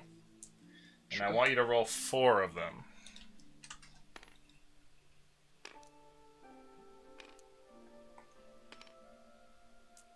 We in there. Let's get it. Should I re-roll this one? No, it looks good to me. Okay. What's the best you got there? Plus my Constitution, 15. Yeah, 15. Okay.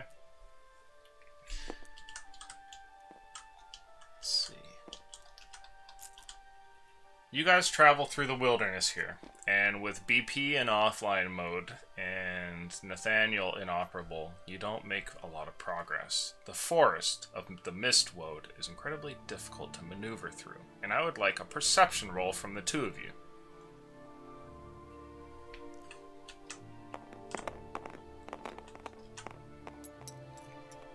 That's a nat 20. Unnatural 20. Okay. You're getting a strange feeling wandering through here, Aaron, and having camped for a couple of days, every now and then you think that you see something off in the forest. And you mentioned this to Jesse during the travels, and it seems like he has seen it too. And on the 4th day of travel, as you're getting close to Wycon's grave, you have a moment where you see it clearly, Jesse. And there in the forest, at one point, when you're just kind of looking among the tall pillars of pine trees left and right, you see what looks like a ghostly spearman who's watching you from behind the tree. And then when you turn to look and face him, he vanishes into mist and disappears. It's at about that point that you cough, Nathaniel, and finally come back.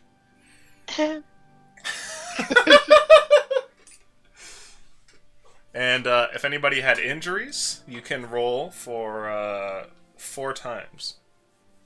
Oh, nice. Okay.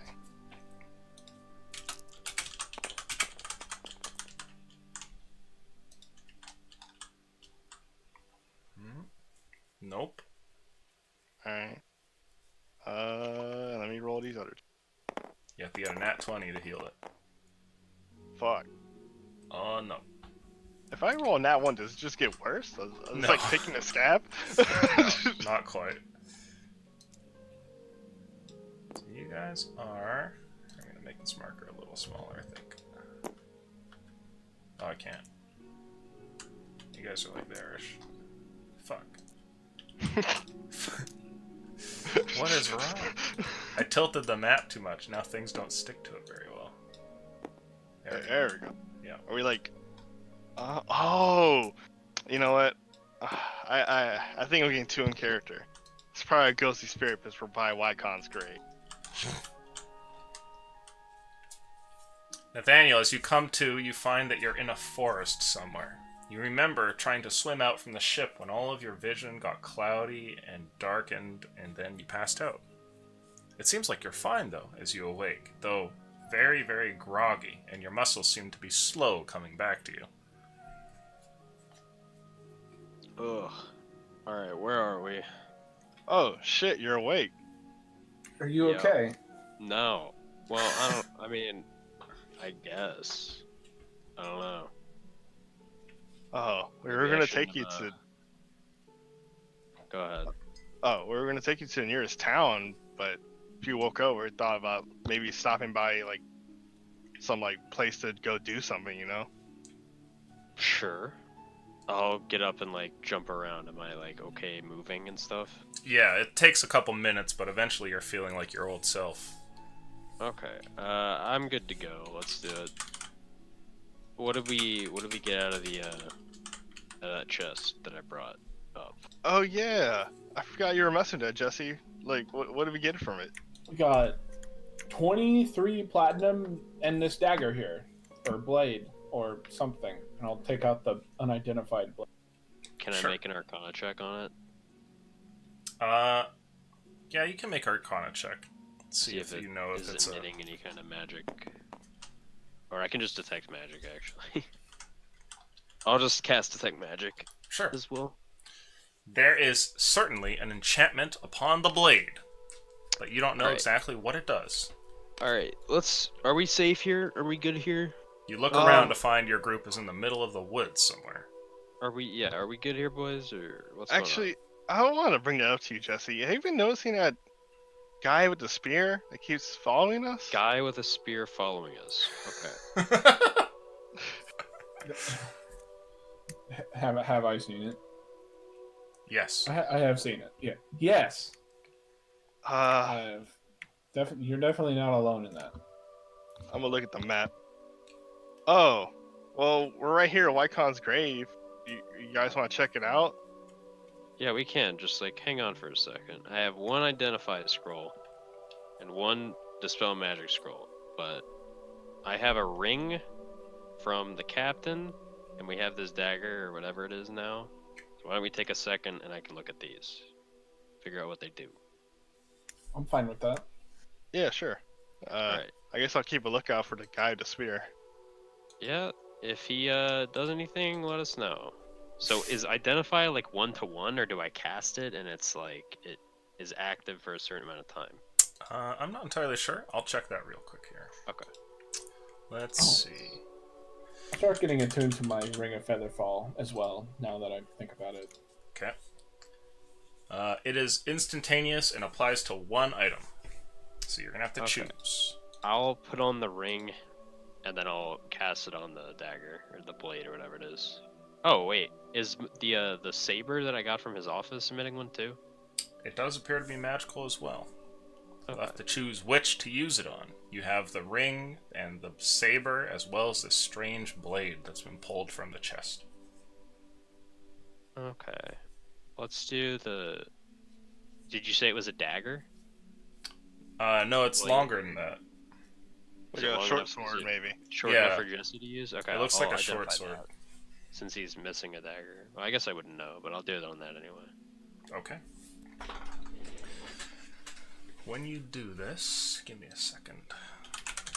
You find that the blade has some extraordinary properties and is not merely a blade. If this page Also, will can I just fucking load. assume that I'm passively regenerating all the damage I took with my armor? Yeah, you've been asleep for 4 days, so you're good. Okay. Jesus.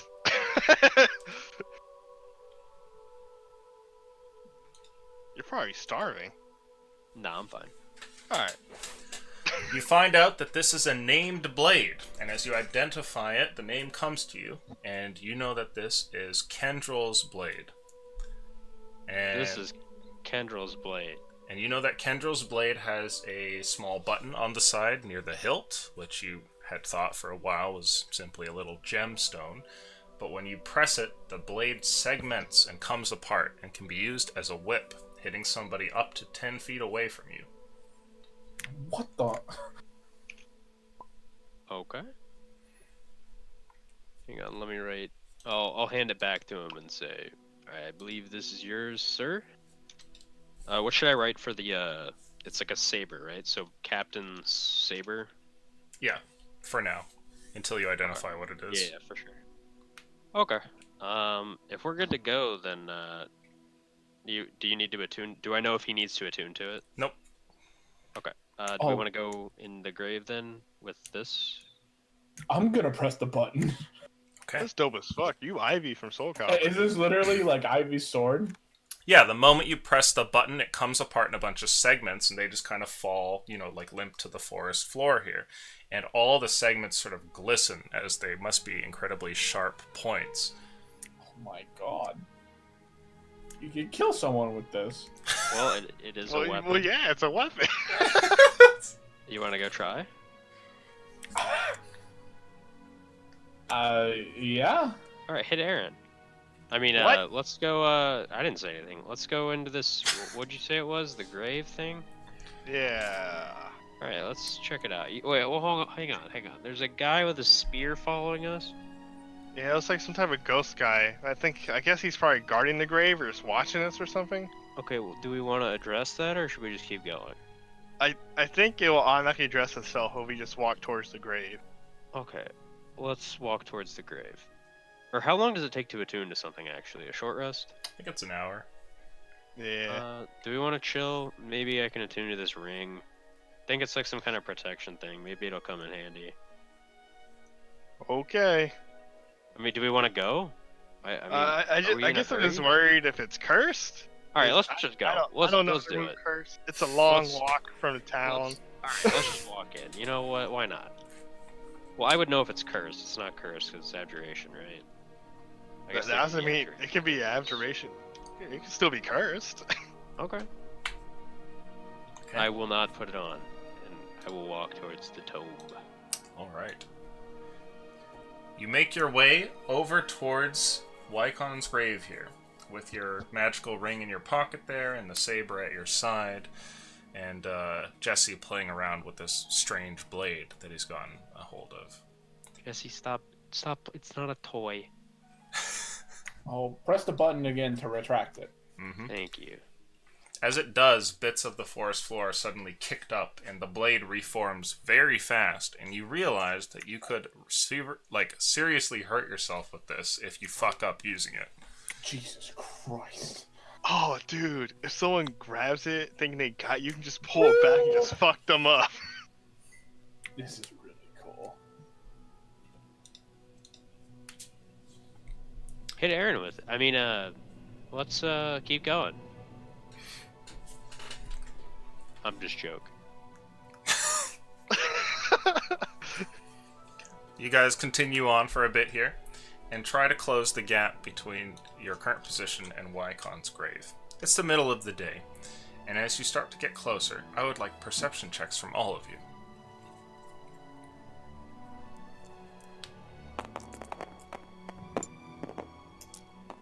I can't see shit. Man, we were rolling real high. Perception, 11. Got an 8. Alright? As you guys are approaching towards this thing, you keep having this strange sense that something is moving about in the trees. And every now and then something moves, and it appears to just be a branch, or just some sort of critter moving from one bush to another. But every time that you catch it in your periphery, you could swear there's some humanoid off in the distance watching you guys. Gradually, though, as you're getting closer towards it, and the point narrows on the map, to which you would imagine you're just about to stumble on the place, a mist begins to roll in around you all in the woods, and things begin to get foggy, and this wall of fog seems to come on rather abruptly. Not that it approaches you immediately, but it's like 1 second the forest is good, and then all of it is just starting to gradually fog up. You're not really noticing this though, Jesse, because you're looking at BP and you cannot believe that the loading bar has been stuck at 33% for 4 days. That's The just accuracy, unbelievable. Alright, everyone. Alright. I mean, his software's probably outdated. He hasn't gone home in a while. Let's just stay close together. Things are getting foggy. There's a man following us, or something following us with a spear. As Nathaniel's talking, you guys hear something, and off in the woods, there's a sound that's approaching. And it sounds like a chant of some kind. Words of a bestial nature that don't fit into common. Probably a tongue long forgotten. And Jesse, even you pick up on this after staring at BP's status bar there. I have a question, Illusion. Mm-hmm. Is this one of those situations where if we do stuff, BP could possibly get fucked up, or is he gonna vanish conveniently when, at a dangerous moment? Who knows? God damn it! I just feel bad if we get BP killed. The chanting sounds like it's very, very distant, far away, carried on a wind as if magically brought to you. But you get the sense like it's getting closer. And as it does, we'll go to a brief 5-10 minute break. I'm sure it's nothing. We're walking into a cult.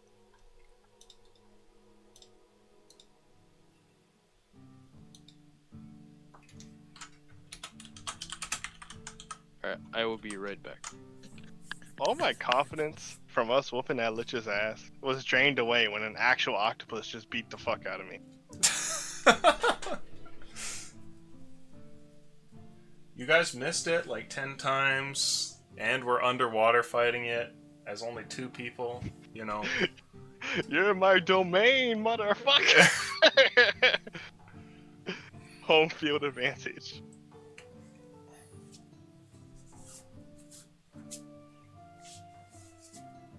I'm gonna refill my cup. I'll be right back.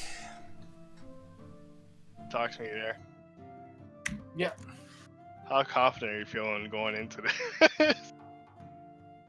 Confident enough. I feel that. I kind of wish we had our living proton cannon, but I think we can. We'll be fine. I kind of want to just message Uchi and say we died. That'd be pretty fine.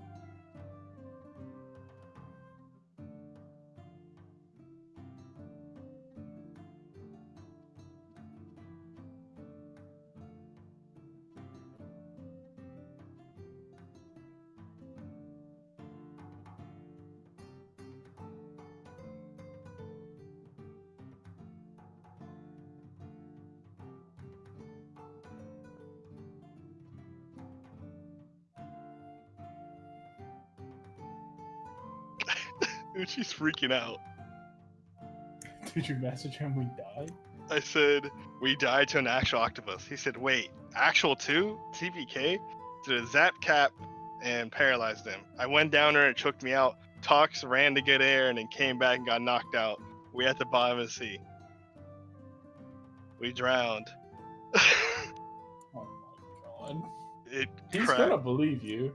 It cracked Nathaniel's head open with its beak. he messaged me his face and just said, "Oh no."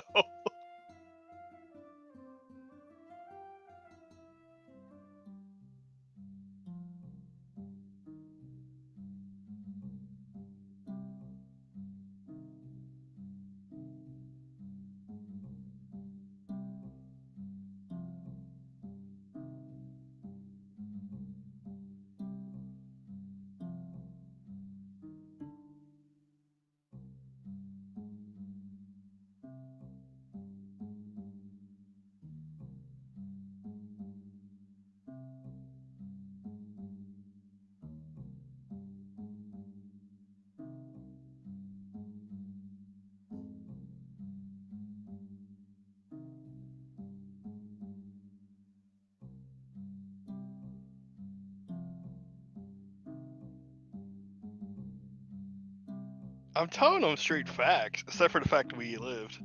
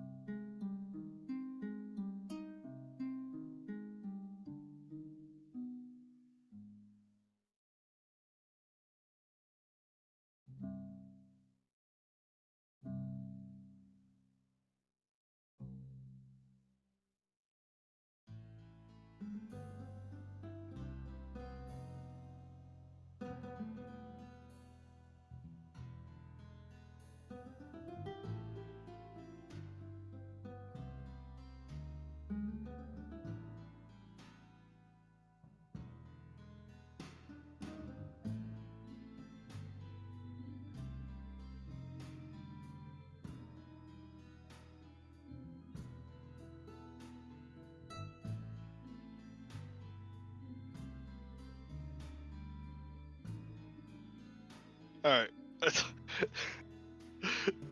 I can tell he's a little mad because he stopped replying and looking at chat when I said, "Nah, we live." He's probably not mad. He's a little mad. A little.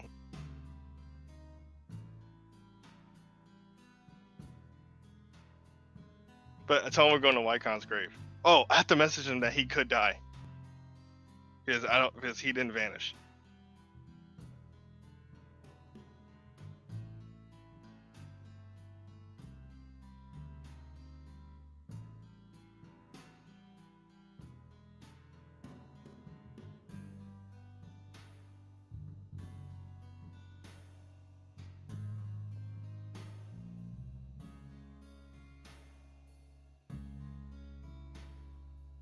You know what I thought about? We could just like leave BP somewhere and come back, right? I mean, like, who the fuck gonna steal him? I can't even lift him.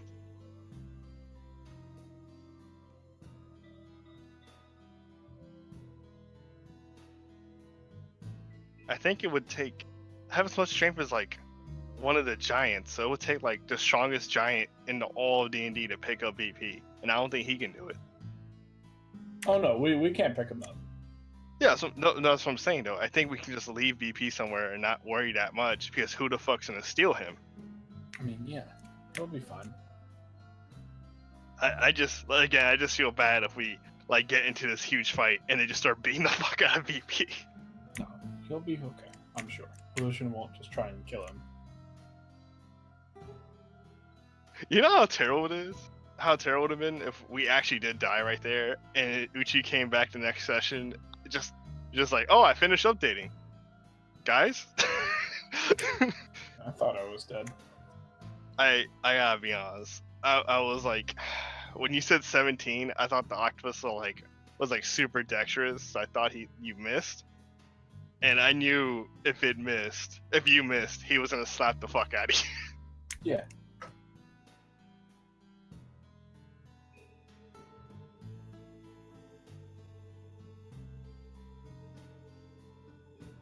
That fucker beat my 23.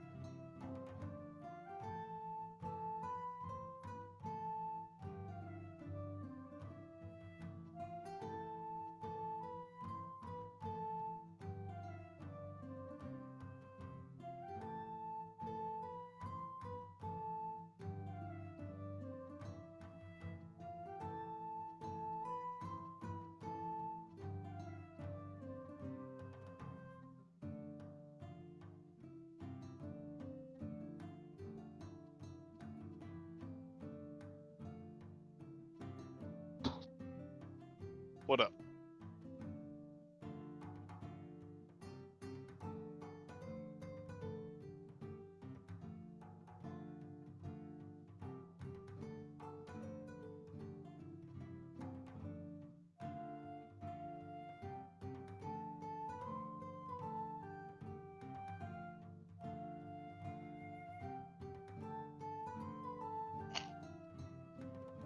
All right, I'm gonna go pee now. You waited till the end of the 5 minutes, my boy?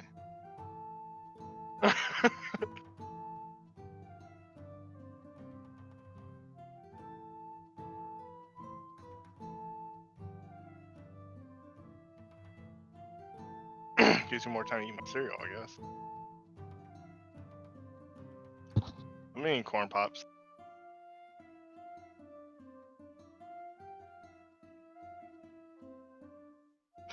I gotta be honest with you, Lucian. I feel like every time I say something, there's always a 50-50.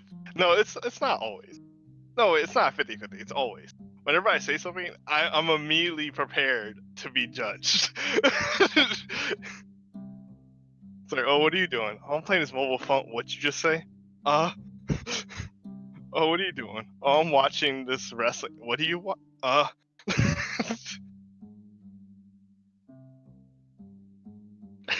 What are you eating? Corn pops? What'd you just say? Yeah.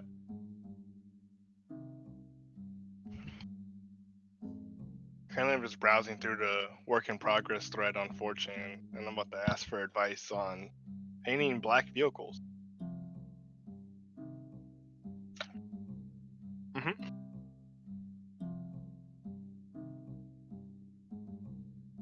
Because I know it has to be more than just paint them black. Like there has to be like other stuff to do, right? I just feel like I guess if that's just all you do, then I wouldn't want to do it because that just feels boring.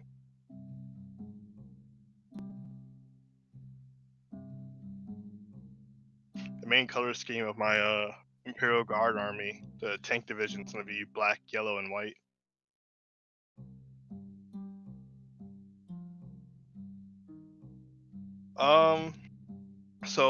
Probably like I get actually a better example would probably be like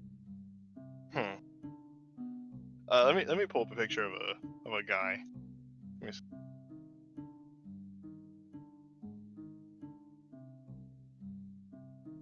So I'm using a proxy for the soldiers. So I kind of like the way these soldiers look better.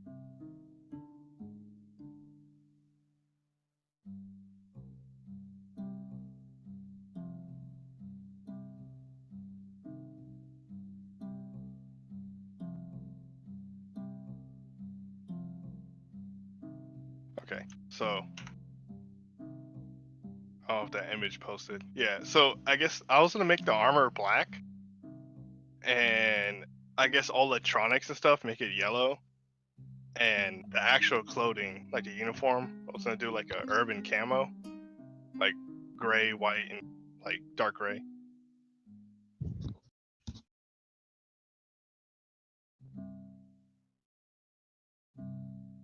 Oh yeah, I see what you mean. Let me see if they have a better picture. The main reason I picked these guys is they remind me of the GDI from I know it's Command and Conquer, but I'm trying to think of this. Tiberian Sun. Tiberian Sun.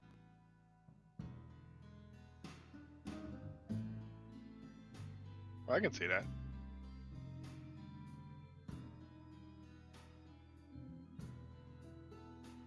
I guess it still kind of hurts my heart that they replaced. It makes sense why they replaced the Cadian shock troopers, because you know Katie is fucking gone.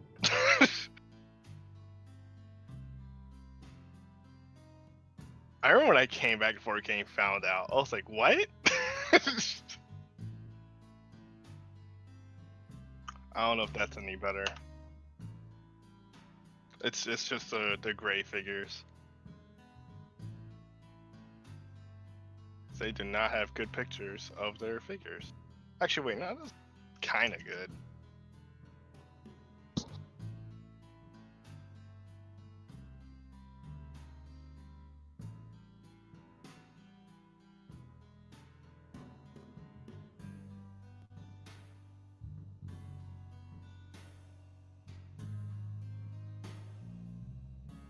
But yeah, I understand. I'm still using the GW tanks and vehicles because I love the way they look.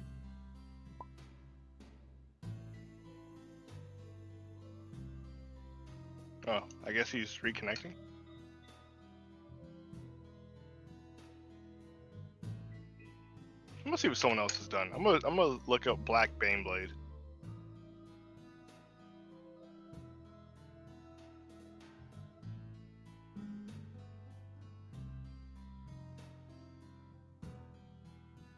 Is it bad that it looks boring? Like, it's just black.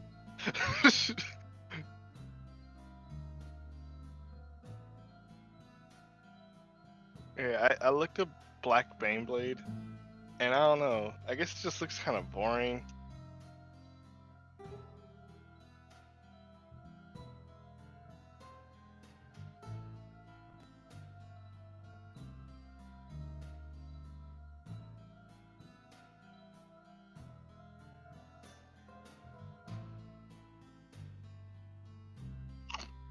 If I was able to proxy it, which the only way I would be able to proxy it if I had a 3D printer, I would take the Mammoth tank from Command and Conquer.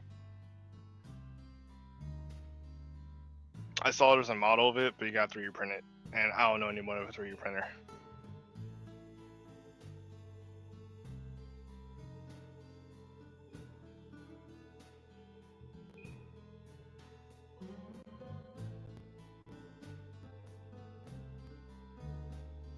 I guess that's one thing I can do. I see this one guy just color different plates. Like it's overall black, but some plates are like red.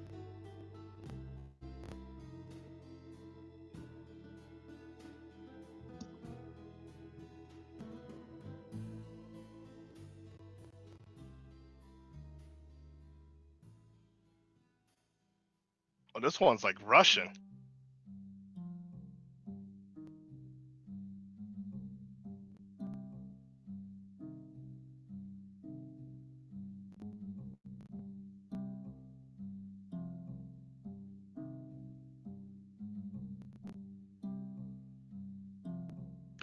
Okay, I'm back.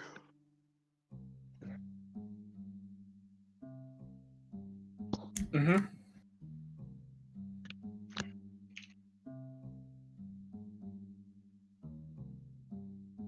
Alright, so where were we? We're dead, right?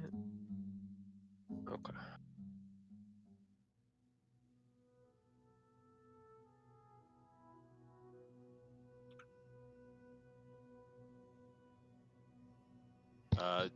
Just group up like I was saying. Just stay together.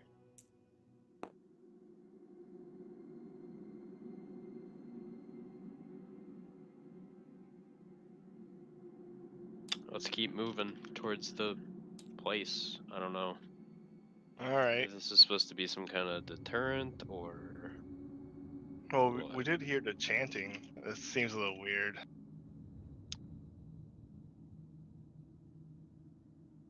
I mean, I will do what the group wants to do. I don't know. I think it's fine to. I mean, we can't just like stand here. Yeah, I guess they're moving forward. Down with that, Jesse? Yeah.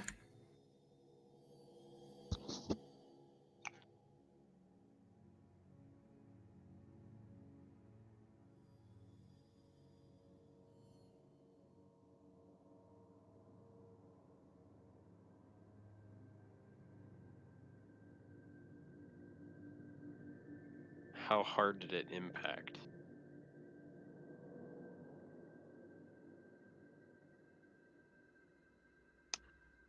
Okay. Do we keep going? We either gotta commit to going and go fast, or we gotta commit to not going and leave. Make a decision. 5, 5, Let's go. 4, 3. Yeah. Okay, start booking it.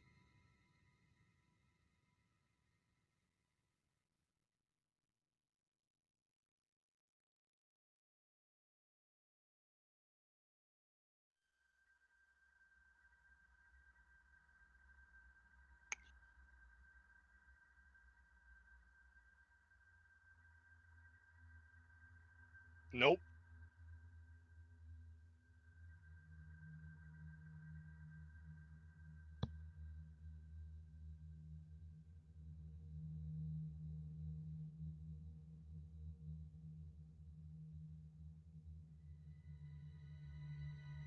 Okay.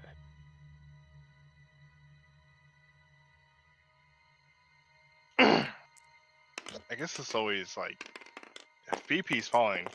I always thought about that. Like if a car like falls, like what happened?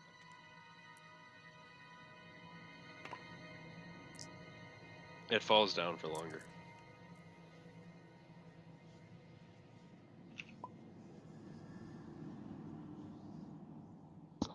I am loading in.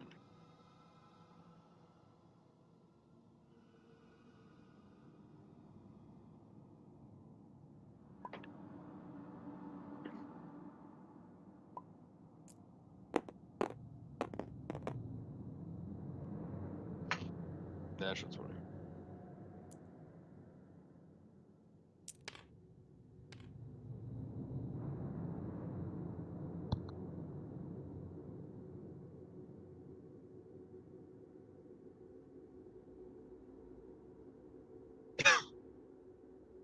Get up, keep moving.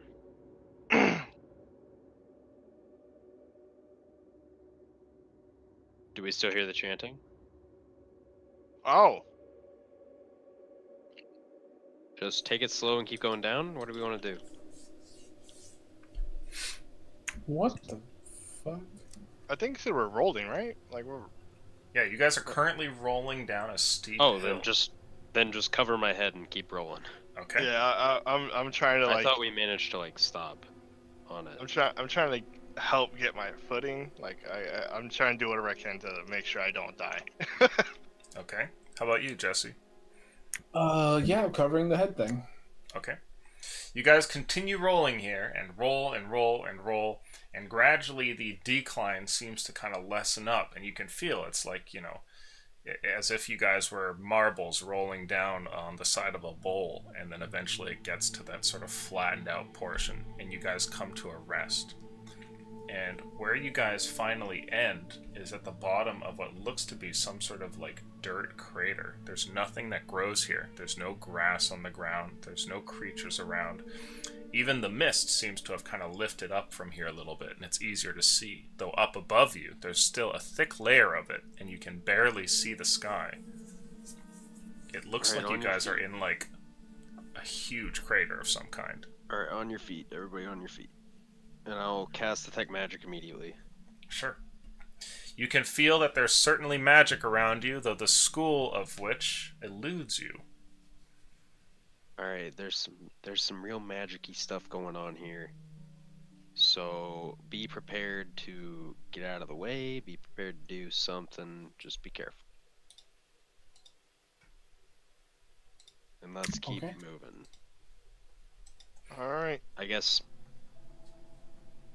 pull out the map or something.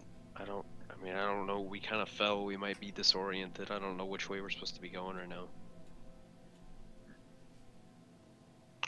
I guess just move forward. I don't really Yeah. want to stop and take time, so just keep moving. Okay. You keep moving. And as you do, I want everyone to make a perception check.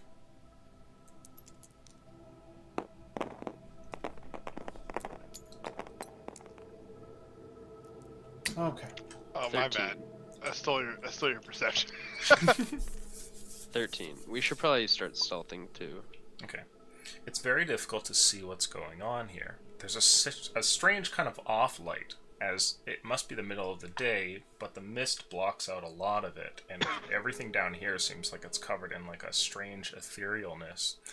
And Aaron, you see what looks like far up ahead, there's something odd. At first, you're not sure what it is. Some kind of a change in the color, something rising from the ground maybe.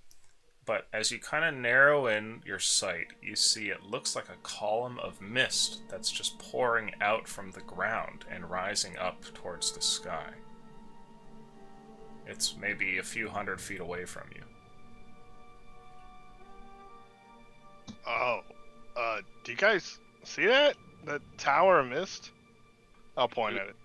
It's tough to see, especially against the whitish background, but yeah, sure enough, you guys see it once Aaron's pointed it out. Yeah, I mean, it doesn't look that threatening. It just looks odd. We can kind of, I mean, I don't know. I mean, we knew what we were getting into, right? If we wanted to come raid a tomb. so let's just keep going. Maybe don't get near it. We should start Alright. stealthing though, I think. Oh, I can. I'm gonna turn invisible, Okay. Okay. and I'll say in a whisper, "I'm still here." Alright, well, he's invisible. I guess we just keep going, Jesse. Yep. So I will proceed stealthily. Yes. Yeah, I'll follow after stealthily. Your travel eventually takes you towards the source of the mist, and walking straight towards the column, you see how it pours out of a hole in the ground. There, at the hole, it seems like there's a tunnel that goes straight into the dark earth, and what looks to be a spiraling staircase of gray stone that goes all the way around its length, like a drill bit just going straight down. The mist that pours out of here has a strange sort of like intoxicating sense to it, and when you guys are standing here you feel kind of disoriented. Not enough to maybe affect combat ability or anything like that, but it's certainly noticeable. It's like chemical fumes. You guys can hear the chanting as if very, very far away right now. Does it sound like it's coming from here or no? No, it doesn't sound like it. It's I'll like look at Jesse. up Oh, off shall in we? the forest.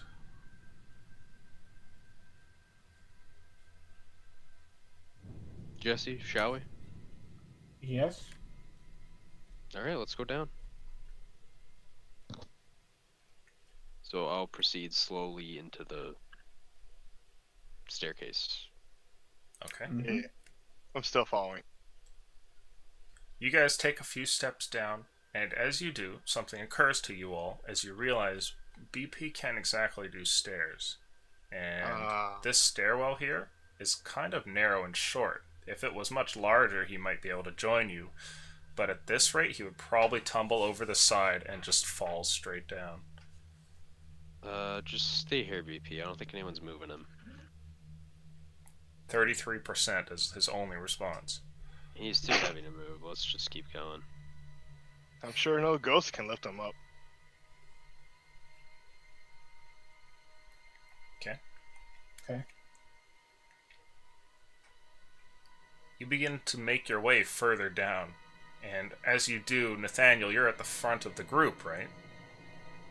I guess so, yeah. Okay. Make a perception check for me, I'm please. the first to go.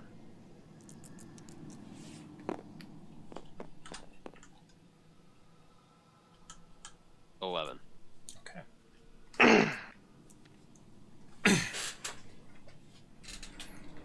You guys continue down, and as you do, the mist streams up, and things start to get very, very dark.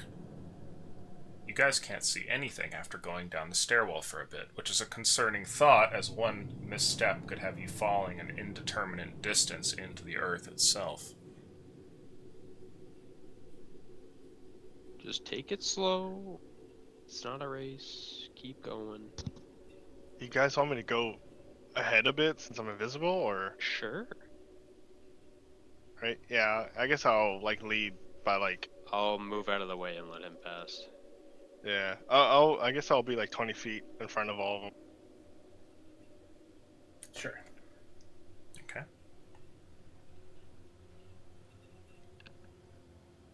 As you start to make your way down, Aaron, you can't see anything at all. Oh. It's completely dark here now. And as you guys travel down what has probably been about 3 or 4 flights, no one can see anything anymore. You guys got a torch? I can see in the dark. I can't. I Alright, can't. well, we have torches, so I'll toss him a torch. Well, I guess I can't touch. I'll put a torch on the ground. We bought him. No, you have torches. We bought a bunch of torches before we left that last place. Remember? I'm not holding them. I'm not. They're in BP. No, I have. A lot of our stuff's in BP. I have a bunch of rope, rations, and 3 torches. The rest of the torches are on BP. All right. If you put it on the floor, I'm gonna go and grab it. I'll and put I it guess on the floor. I will strike. I guess I'll light it. One torch is handed over to you, Aaron, and as you light it, thankfully you're able to see. And when you kind of look around, you realize that the character of the stone around you is sort of different, or maybe not so much the stone, but the walls look like they're made of like a sort of coiling, interwoven set of vines, tightly packed against one another. That's interesting. And these rocky stairs seem to jut out from the vines at random intervals. You can also see that the steps look like they have moss on them, which is weird. I think this place has been like abandoned for like a really long time, guys. Well, I mean, it's a grave, isn't it? I don't think people are supposed to really be coming down here.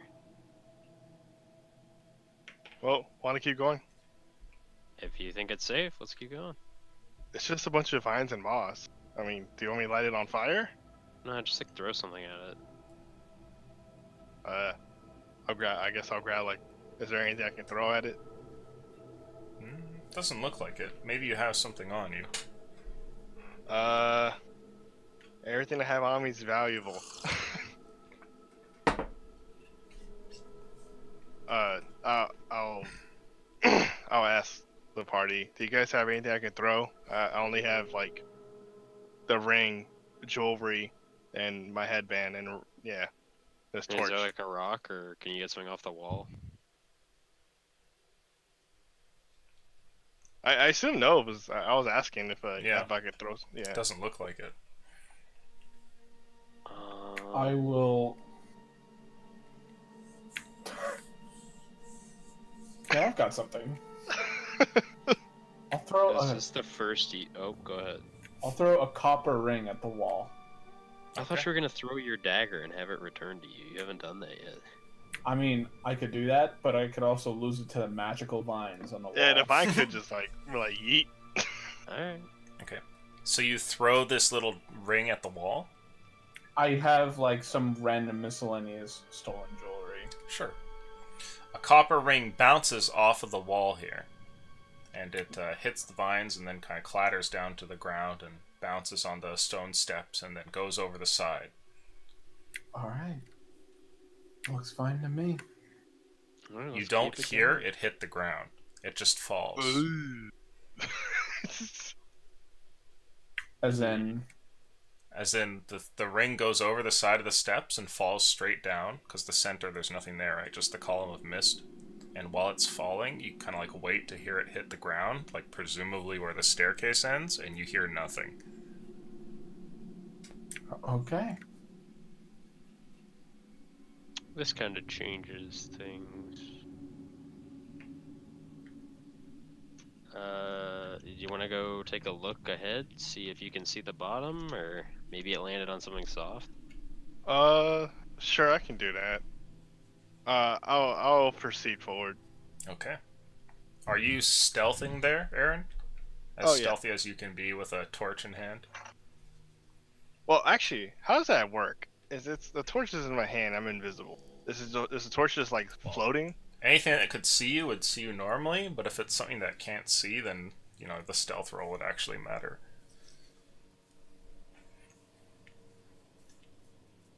So, Okay. as you're making your way down, you travel for a bit further, and I have to ask, how many flights of stairs are you guys willing to do? Or are you guys in it for the long haul?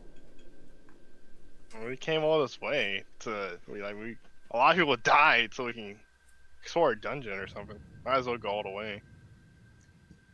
I am following as far as Aaron goes ahead of us. Okay. He said he would stay 20 feet ahead, so if he stops, I will stop 20 feet behind him. You go down for maybe another 5 or 6 flights before something comes into view. And the spiraling staircase meets at the ground there. And the orangish light from your torch casts on what looks like a heavily mossed up floor. Just like lichen and furry moss all over the place. And you're in some kind of cave. The cave is so large that you can't see any of its walls with the light of your torch. And it sounds like there's things echoing off in the distance, though those sounds are difficult to really pick up. You guys are in the middle of nowhere.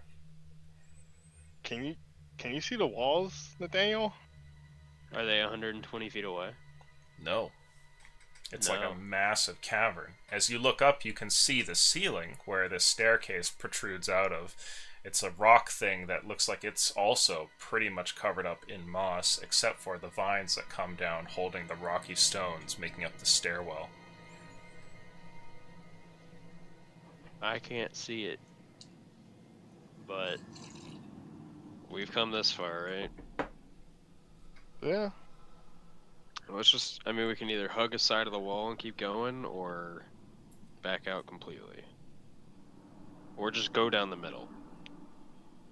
I don't really know what the best option is. I say pick a side, hug the wall. Maybe we, I mean, I guess we can't, if this place is huge, we can't leave a marker for like the way out. No. Alright, let's go. Okay. Alright, so we will go left, as left is right. So, you just choose a direction, and off you go. Yeah, let's do it. Your footsteps sort of squelch on the ground, the wet moss here giving its weird sort of characteristic sounds as you progress further. And wandering along the floor here, you guys hear those sounds, distant as they are, and it sounds like they're kind of coming closer. And immediately, once they do that, and it sounds like they're getting louder, moving in your direction, all of you guys hear how they sound kind of like footsteps, like legs moving towards you. But there's something about them. It sounds like creaking wood. I guess. Okay, I don't think I can scout ahead with the torch. I mean, it sounds like they're coming for us. Let's just get ready. Alright. Wait, okay, and we're still in complete darkness without the torch, right? Yes. If the torch goes out, you guys can't see shit. Okay. Alright. You guys brace up, and Nathaniel, you're the first one to see it. With your dark vision, something enters into that 120 feet away, and you see it's like a long, slim piece of wood at first, like a creature made of vines almost, and it's roughly in the shape of a large spider, though certain parts about it certainly make it seem like calling it a spider exactly wouldn't be accurate. It doesn't really have much for like a bulbous back end or anything like that. It's just like a mangle of legs coming towards you, and it's coming towards you fast. The thing is quickly probably describe. about 10 feet tall, and the legs are quickly probably about as describe. long. I'll tell them what I see Sure. and say get ready. And I don't know the range on Eldritch Blast, but I'll try and let me check. If I can Eldritch Blast it, I will. Sure. I see the range. It's 120, I 120. think. Yeah, 120 feet. So he's within range, right? Mm-hmm. So I will fire 2 blasts at it. Well, actually, what's the range on Hex? If I can do less that than before like combat starts. Okay, so I'll just Eldritch Blast it before combat starts. Well, I can hit it. If I can hit it. 15, 14. 15, 14. Both of them hit, but just kind of glance off of it, and little pieces of timber bounce off, and little bits of moss are sort of disturbed from the thing. And it doesn't seem like you've damaged it at all, like the shots have bounced off its armor.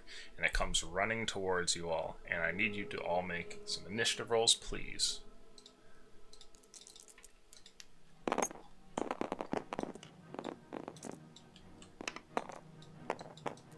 Oh.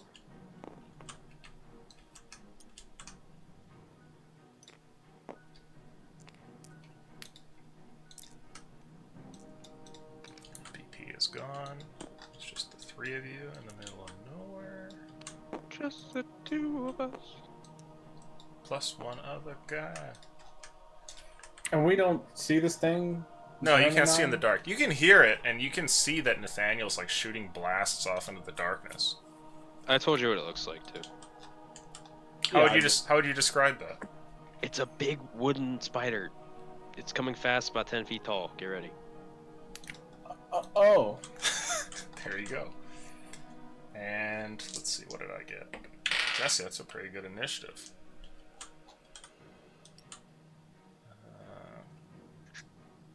Damn.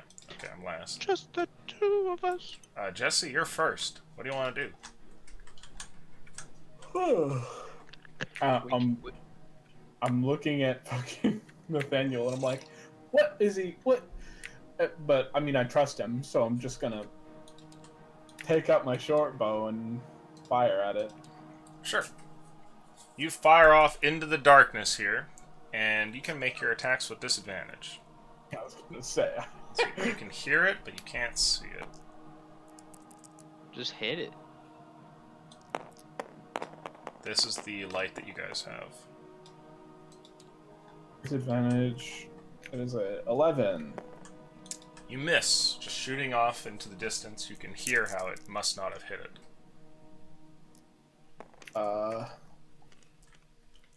It's that's about where it would be. Mm-hmm. I am going to place myself here. And Okay. end my turn. You're up, Aaron. I'm gonna step forward. I guess prepare an action to punch the fuck out of it if it gets too close. Okay. Sounds good. Next up, it's your turn, Nathaniel. Alright, how far is it away? Right now, each square is 5 feet, so maybe like 10, so... Over 100? I think it's just at about 100. Okay. I will wait then to hex it, so I'll just Eldritch Blast again. Okay. Fire 2 at him. Because hex is like 90. Okay, those like skipped together. That was so weird. 20 and 21. Those hit. And they're D10s. Let's see.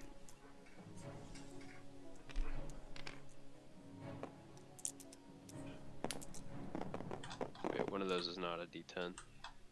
Wait, are they both D10? That's a D10, right? Yeah, it is. Yep. Alright, oops.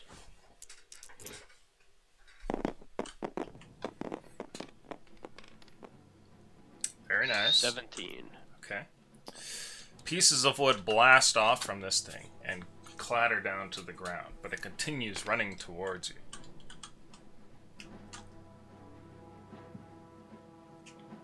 Oh, and I'll move. If I still can, I'll move like this way. Okay. Just knock it all together. The thing dashes on its turn and gets right up to you there, Aaron. And goes... Okay. It just runs like in through the torchlight here, and you see the thing like all glistening with moss and whatnot, and one of its legs raises up, and you can see that it's like a long since dried out or hardened vine that has what seems to be the stain of dried blood on it, and it comes Oh. piercing downwards towards you, but misses, and that's its turn. And Oh, I have to make my. roll initiative. Oh wait, what if I like prepared action? Oh, what's that? I prepared an action to punch it if it got too close. Or... Oh, sure. Yeah, make your punch. Okay.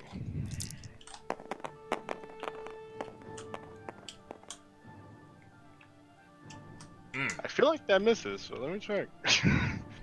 That's a 12. Yeah. You miss. Okay. Okay. And then roll initiative.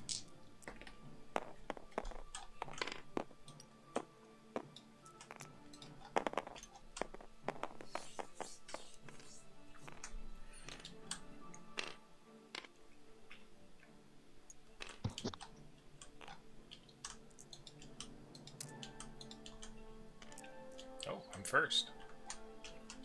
You're about to get stabbed. Oh. Well, that's a nat 1, so that one misses. But does a 22 hit? That did. Okay. You are stabbed by the thing for 11 damage as one of these Oh. spines hits you. Alright. Okay. And then, Nathaniel, it's your turn.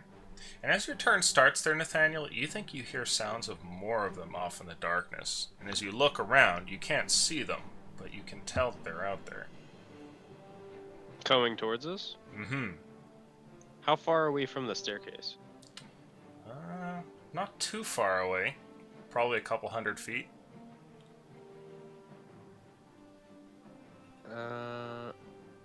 Okay. I will yell. It sounds like there's more of them. I can't tell how many. And then I will. I'll move. Which way is the staircase? It's this way, right? Because we moved left around the cavern. I would say it's right behind you guys. Oh, behind us? Okay. I will back up. I'll back up my movement and Eldritch Blast it again. Okay.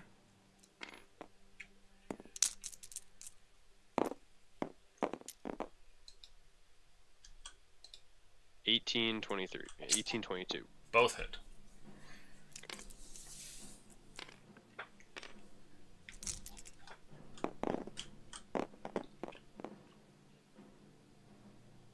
Whoop.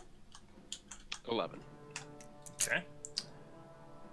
You blast some more pieces off the thing, but it still seems to be alive and trying to devour Aaron. Is that your turn? Yes. Jesse, you're up. You watch as this thing manages to stab Aaron here, and then a moment later, Nathaniel's running back off into the darkness. You heard what I said, too. There's more. Yeah. I suppose I'll step up to this thing and make an attack. Okay.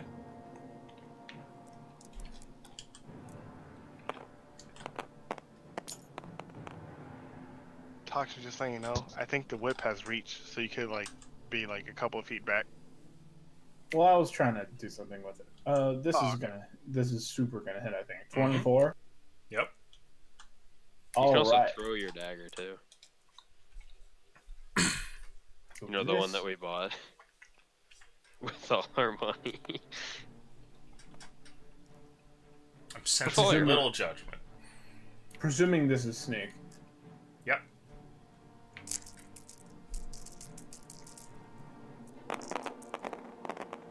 Oh, fuck. Oh. Oh! 30. Okay. With a solid slash here, you find a weak point in the wood for one of its legs and cut clean through it, and the thing staggers backwards, and as it does, lets out a strange hissing sound and falls to the ground, its legs flailing back and forth, and then it kind of crumples in on itself and stops moving. You can hear more of them coming. Okay, so these things are killable. Oh shit! Good job, Jesse. I mean, that was a lot of damage. If 4 of them come at Aaron at the same time, he's just gonna fall over. Maybe we try and get to the staircase and take them one at a time. You go for the legs. Remember that, because that seemed to work very well. Okay. Let's go to the staircase, see if we can get them to come one by one. I agree. If we get mobbed, we're just gonna die. Is that your turn, Jesse? Yeah. If I can say all that on his turn. Well, Okay. where is the staircase? Towards Is it Nathaniel. This way. Okay, yeah. Then I'll go. 1, 2, 3, 4, 5, 6. That far. You go running off, and as you do, Aaron, what's your plan? I'm gonna regroup with them. Yeah. Okay. While you guys are running, you hear something, and off in the direction of the staircase, you guys can't see, it suddenly becomes illumined. And it looks like there are humanoid figures over there with torches in hand. You're not alone down here. Human figures? Yeah, you see humanoid figures over there at the staircase with torches in hand. Are they friendly? It's tough to say. You can make a perception check. Can we all do it, or just... Yeah. Well, not one. 17. Okay. 21. Nathaniel, you see that they're wearing bits of plate armor and red robes.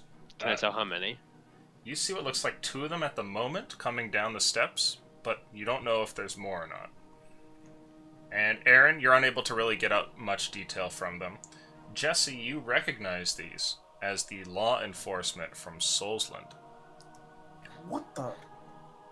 These are the Eldritch Inquisition, and you've seen that particular uniform before. These people hunt mages for a living. So, can you ping out Soulsland for me? Sure, it is this city over here. Alright, so these guys came to Africa to hunt ghosts. Okay.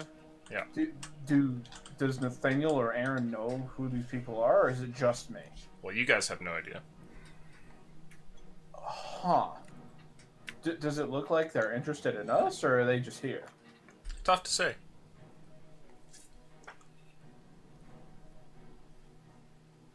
What do you see? They're the magical Inquisition. I can't remember what they're totally called, but they're from Soulsland. They're Good they're or they hunt, bad? they're good. They hunt mages. We have a very close connection with them. I'm a mage, kind of. Oh no, like they're friendly. Like they paid us to do work for them. Did you have any mages with you at the time? Yes. There's a call that suddenly comes out, and one of the voices calls and says, "We see you! Run!" Are you coming for us, or are you warning us to get away? I think he's warning us to get away. I think he's telling us to get away, and we'll run. I'll run. While that's happening, rays of energy come beaming from them and go past your group, and you see momentarily the explosions at the end of the rays on what looks like a small horde of these weird-legged creatures coming towards you. Okay, got it. So we'll run. I would like an athletics roll from each of you, as you are in pseudo-combat right now. They're very powerful, by the way. Athletics. Bruh. 5. 12. Aaron fucking nails it, though. Aaron picks you up and keeps going. So a 5, a 12, and a 31. Okay. Yeah. Aaron, you're like Usain Bolt out the gate, holding the torch in hand. You just start outrunning everybody and taking off geez. for the... That's not good. I have the torch. You're in complete darkness, Nathaniel and Jesse. At least you can see in the dark to some degree, Nathaniel. But for Jesse, this is just a nightmare experience as you're focused on the people over by the stairwell that you can see there with their torches, and you can't see anything else. But you can hear what sounds like an encroaching army of legs coming towards you, and magical blasts are firing off like all around you, trying to keep them at bay, but it sounds like they're just getting closer and closer. And you can start to see these things, Nathaniel, coming into view. Yeah, there's a lot of them. I need athletics rolls from each of you two, as Aaron, you are all good. Okay. 19. 9. Okay. You start to pick up here, Nathaniel, and you manage to get there in time, along with Aaron, at about the same there. Like, you just show up a little bit shy of him, and it looks like Jesse's a little bit further out. And you're standing there at the stairwell now, and you can see the couple of members here. It looks like there's a squad of maybe 4, no, there's 5 of them, and they're all just shooting magic off into the distance. And one Can of I them tell looks what over. magic? What's that? Can I tell what kind of What kind of men? what kind of magic they're using? Oh, magic. It looks like they're firing different spells, some of which you recognize and others you don't. Most of them are like destruction magic. You see one of them shoots a fireball, another one shoots a lightning bolt, that kind of thing. Okay. One of them looks over, though, and says, "God damn it, he's slow." And he says this to you two. Yeah, I mean, patience is a virtue. Yeah. Do you want me to go get him, or? Jesus, man. Not retarded. We never said you were dumb. You're just slow. Oh. One looks over and says, I'm gonna go in. And the others nod, and in a poof, he suddenly disappears.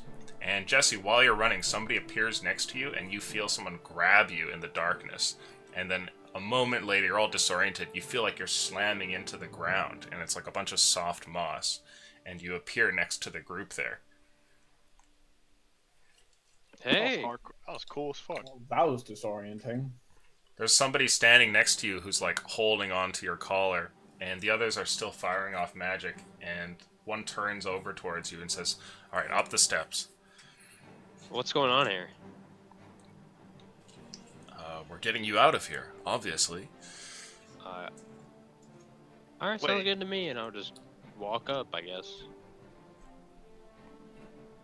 Alright, I guess How we're many in. of them? How many of them are there? There's 5 of them. 5. Okay. Okay.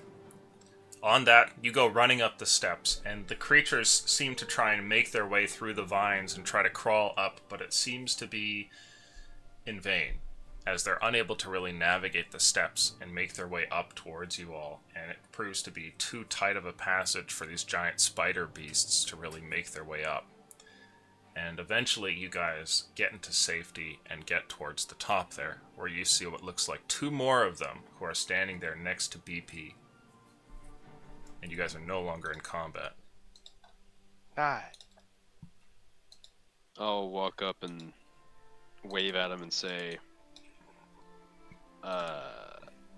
hey guys, what brings you this far from Soulsland? Wait, you said they're from Soulsland, right, Mhm. Andrew? Okay. Yes. So I'll say that. We're here on the chief's orders to bring you in. Us? They Who's nod. in? Okay. We've been scrying you for the past couple of days, but almost lost hold when you wandered into the mist, so we Can I had to send insight in a check him? team. Yeah, you can insight check them.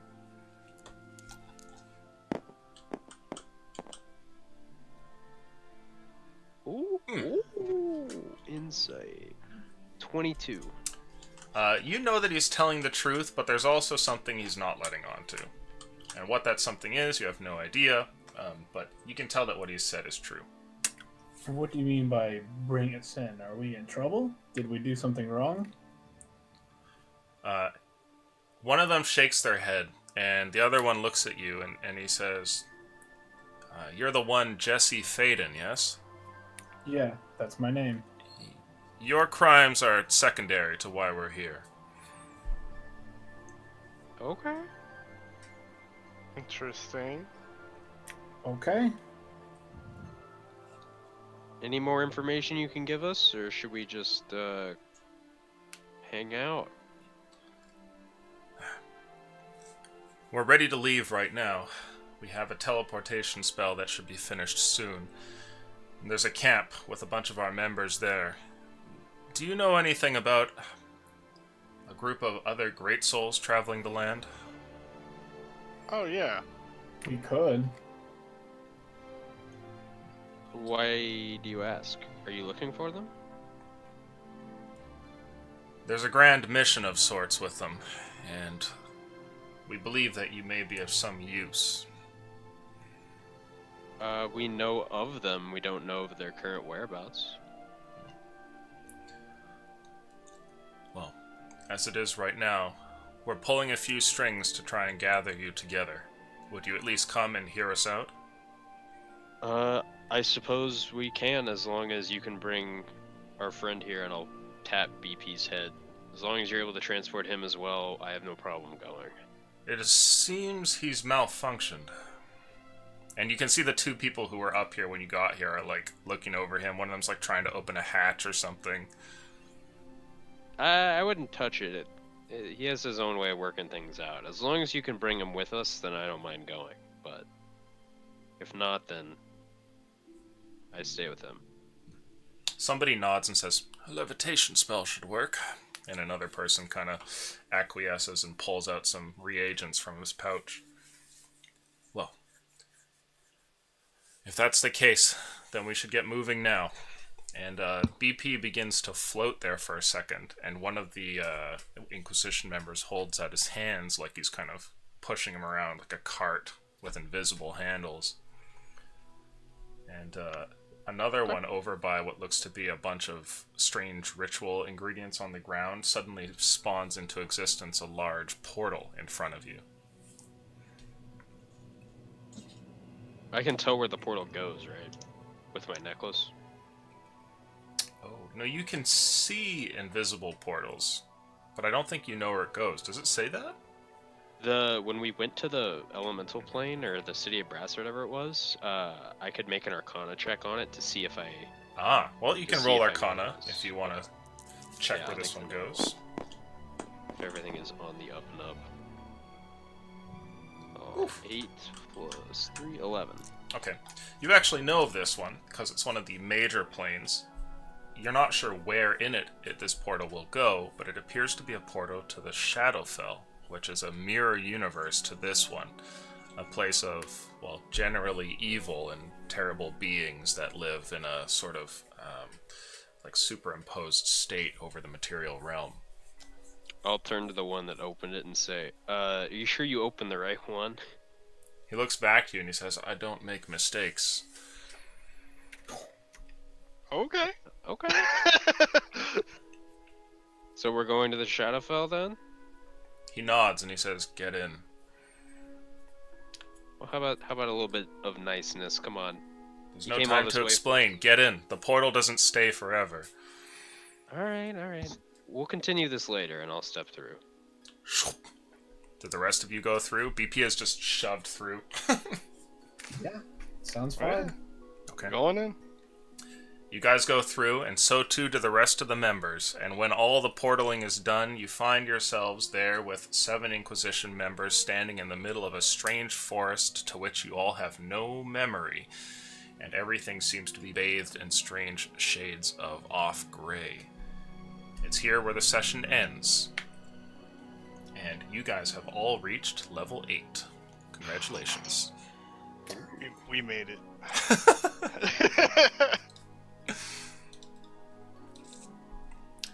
So with that, I'd like to congratulate you guys on retrieving the treasure. It was quite the ordeal, but you did it, and nobody died, and you only had one of your party members paralyzed for 4 days.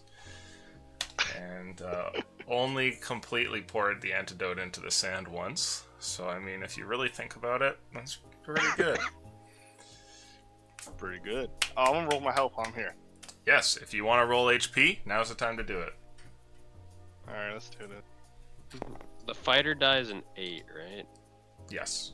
No, fighter die is 10. And 10? yeah, fighter die Fighter's is 10. definitely 10. Alright, I I have- got Are you taking a level in fighter? Nope. Oh wait. I Yeah, would what- need the fighter. Which class are Okay. you taking, right? I'll do it in Warlock again. Okay. There's a lot of good Warlock stuff. Alright, so that's an 8. Alright, I'm at 50 HP. Very nice. Let's see what you get here. Oh no! Well, that's a 1. Andrew, how about you go ahead and roll? Plus con. Or are you taking the average, like beach? Like beach. I'm No, still he's at gonna get a good 65. one. There it is. Okay. Okay. It's the This is with best. con mod. It's 6 plus con, yeah. I'm still at Nice. 65, so I'm pretty okay. It's pretty good. Well done, guys. Congratulations. You've made it to what is basically the end content here as we go into the last few missions. Next week, there's no D&D. There's so many people who are here and not here for Christmas and stuff that we're just not going to do anything. But we will be playing the immediate week after, so we'll catch you guys then. And hopefully we'll have BP back for that as well. So we'll see you guys later. Adios. Alright. 4th level spells. Oh, wait, Illusion, this is actually perfect. Mhm. As I had a question about this. Sure, Yeah, I'll kill alright. stream.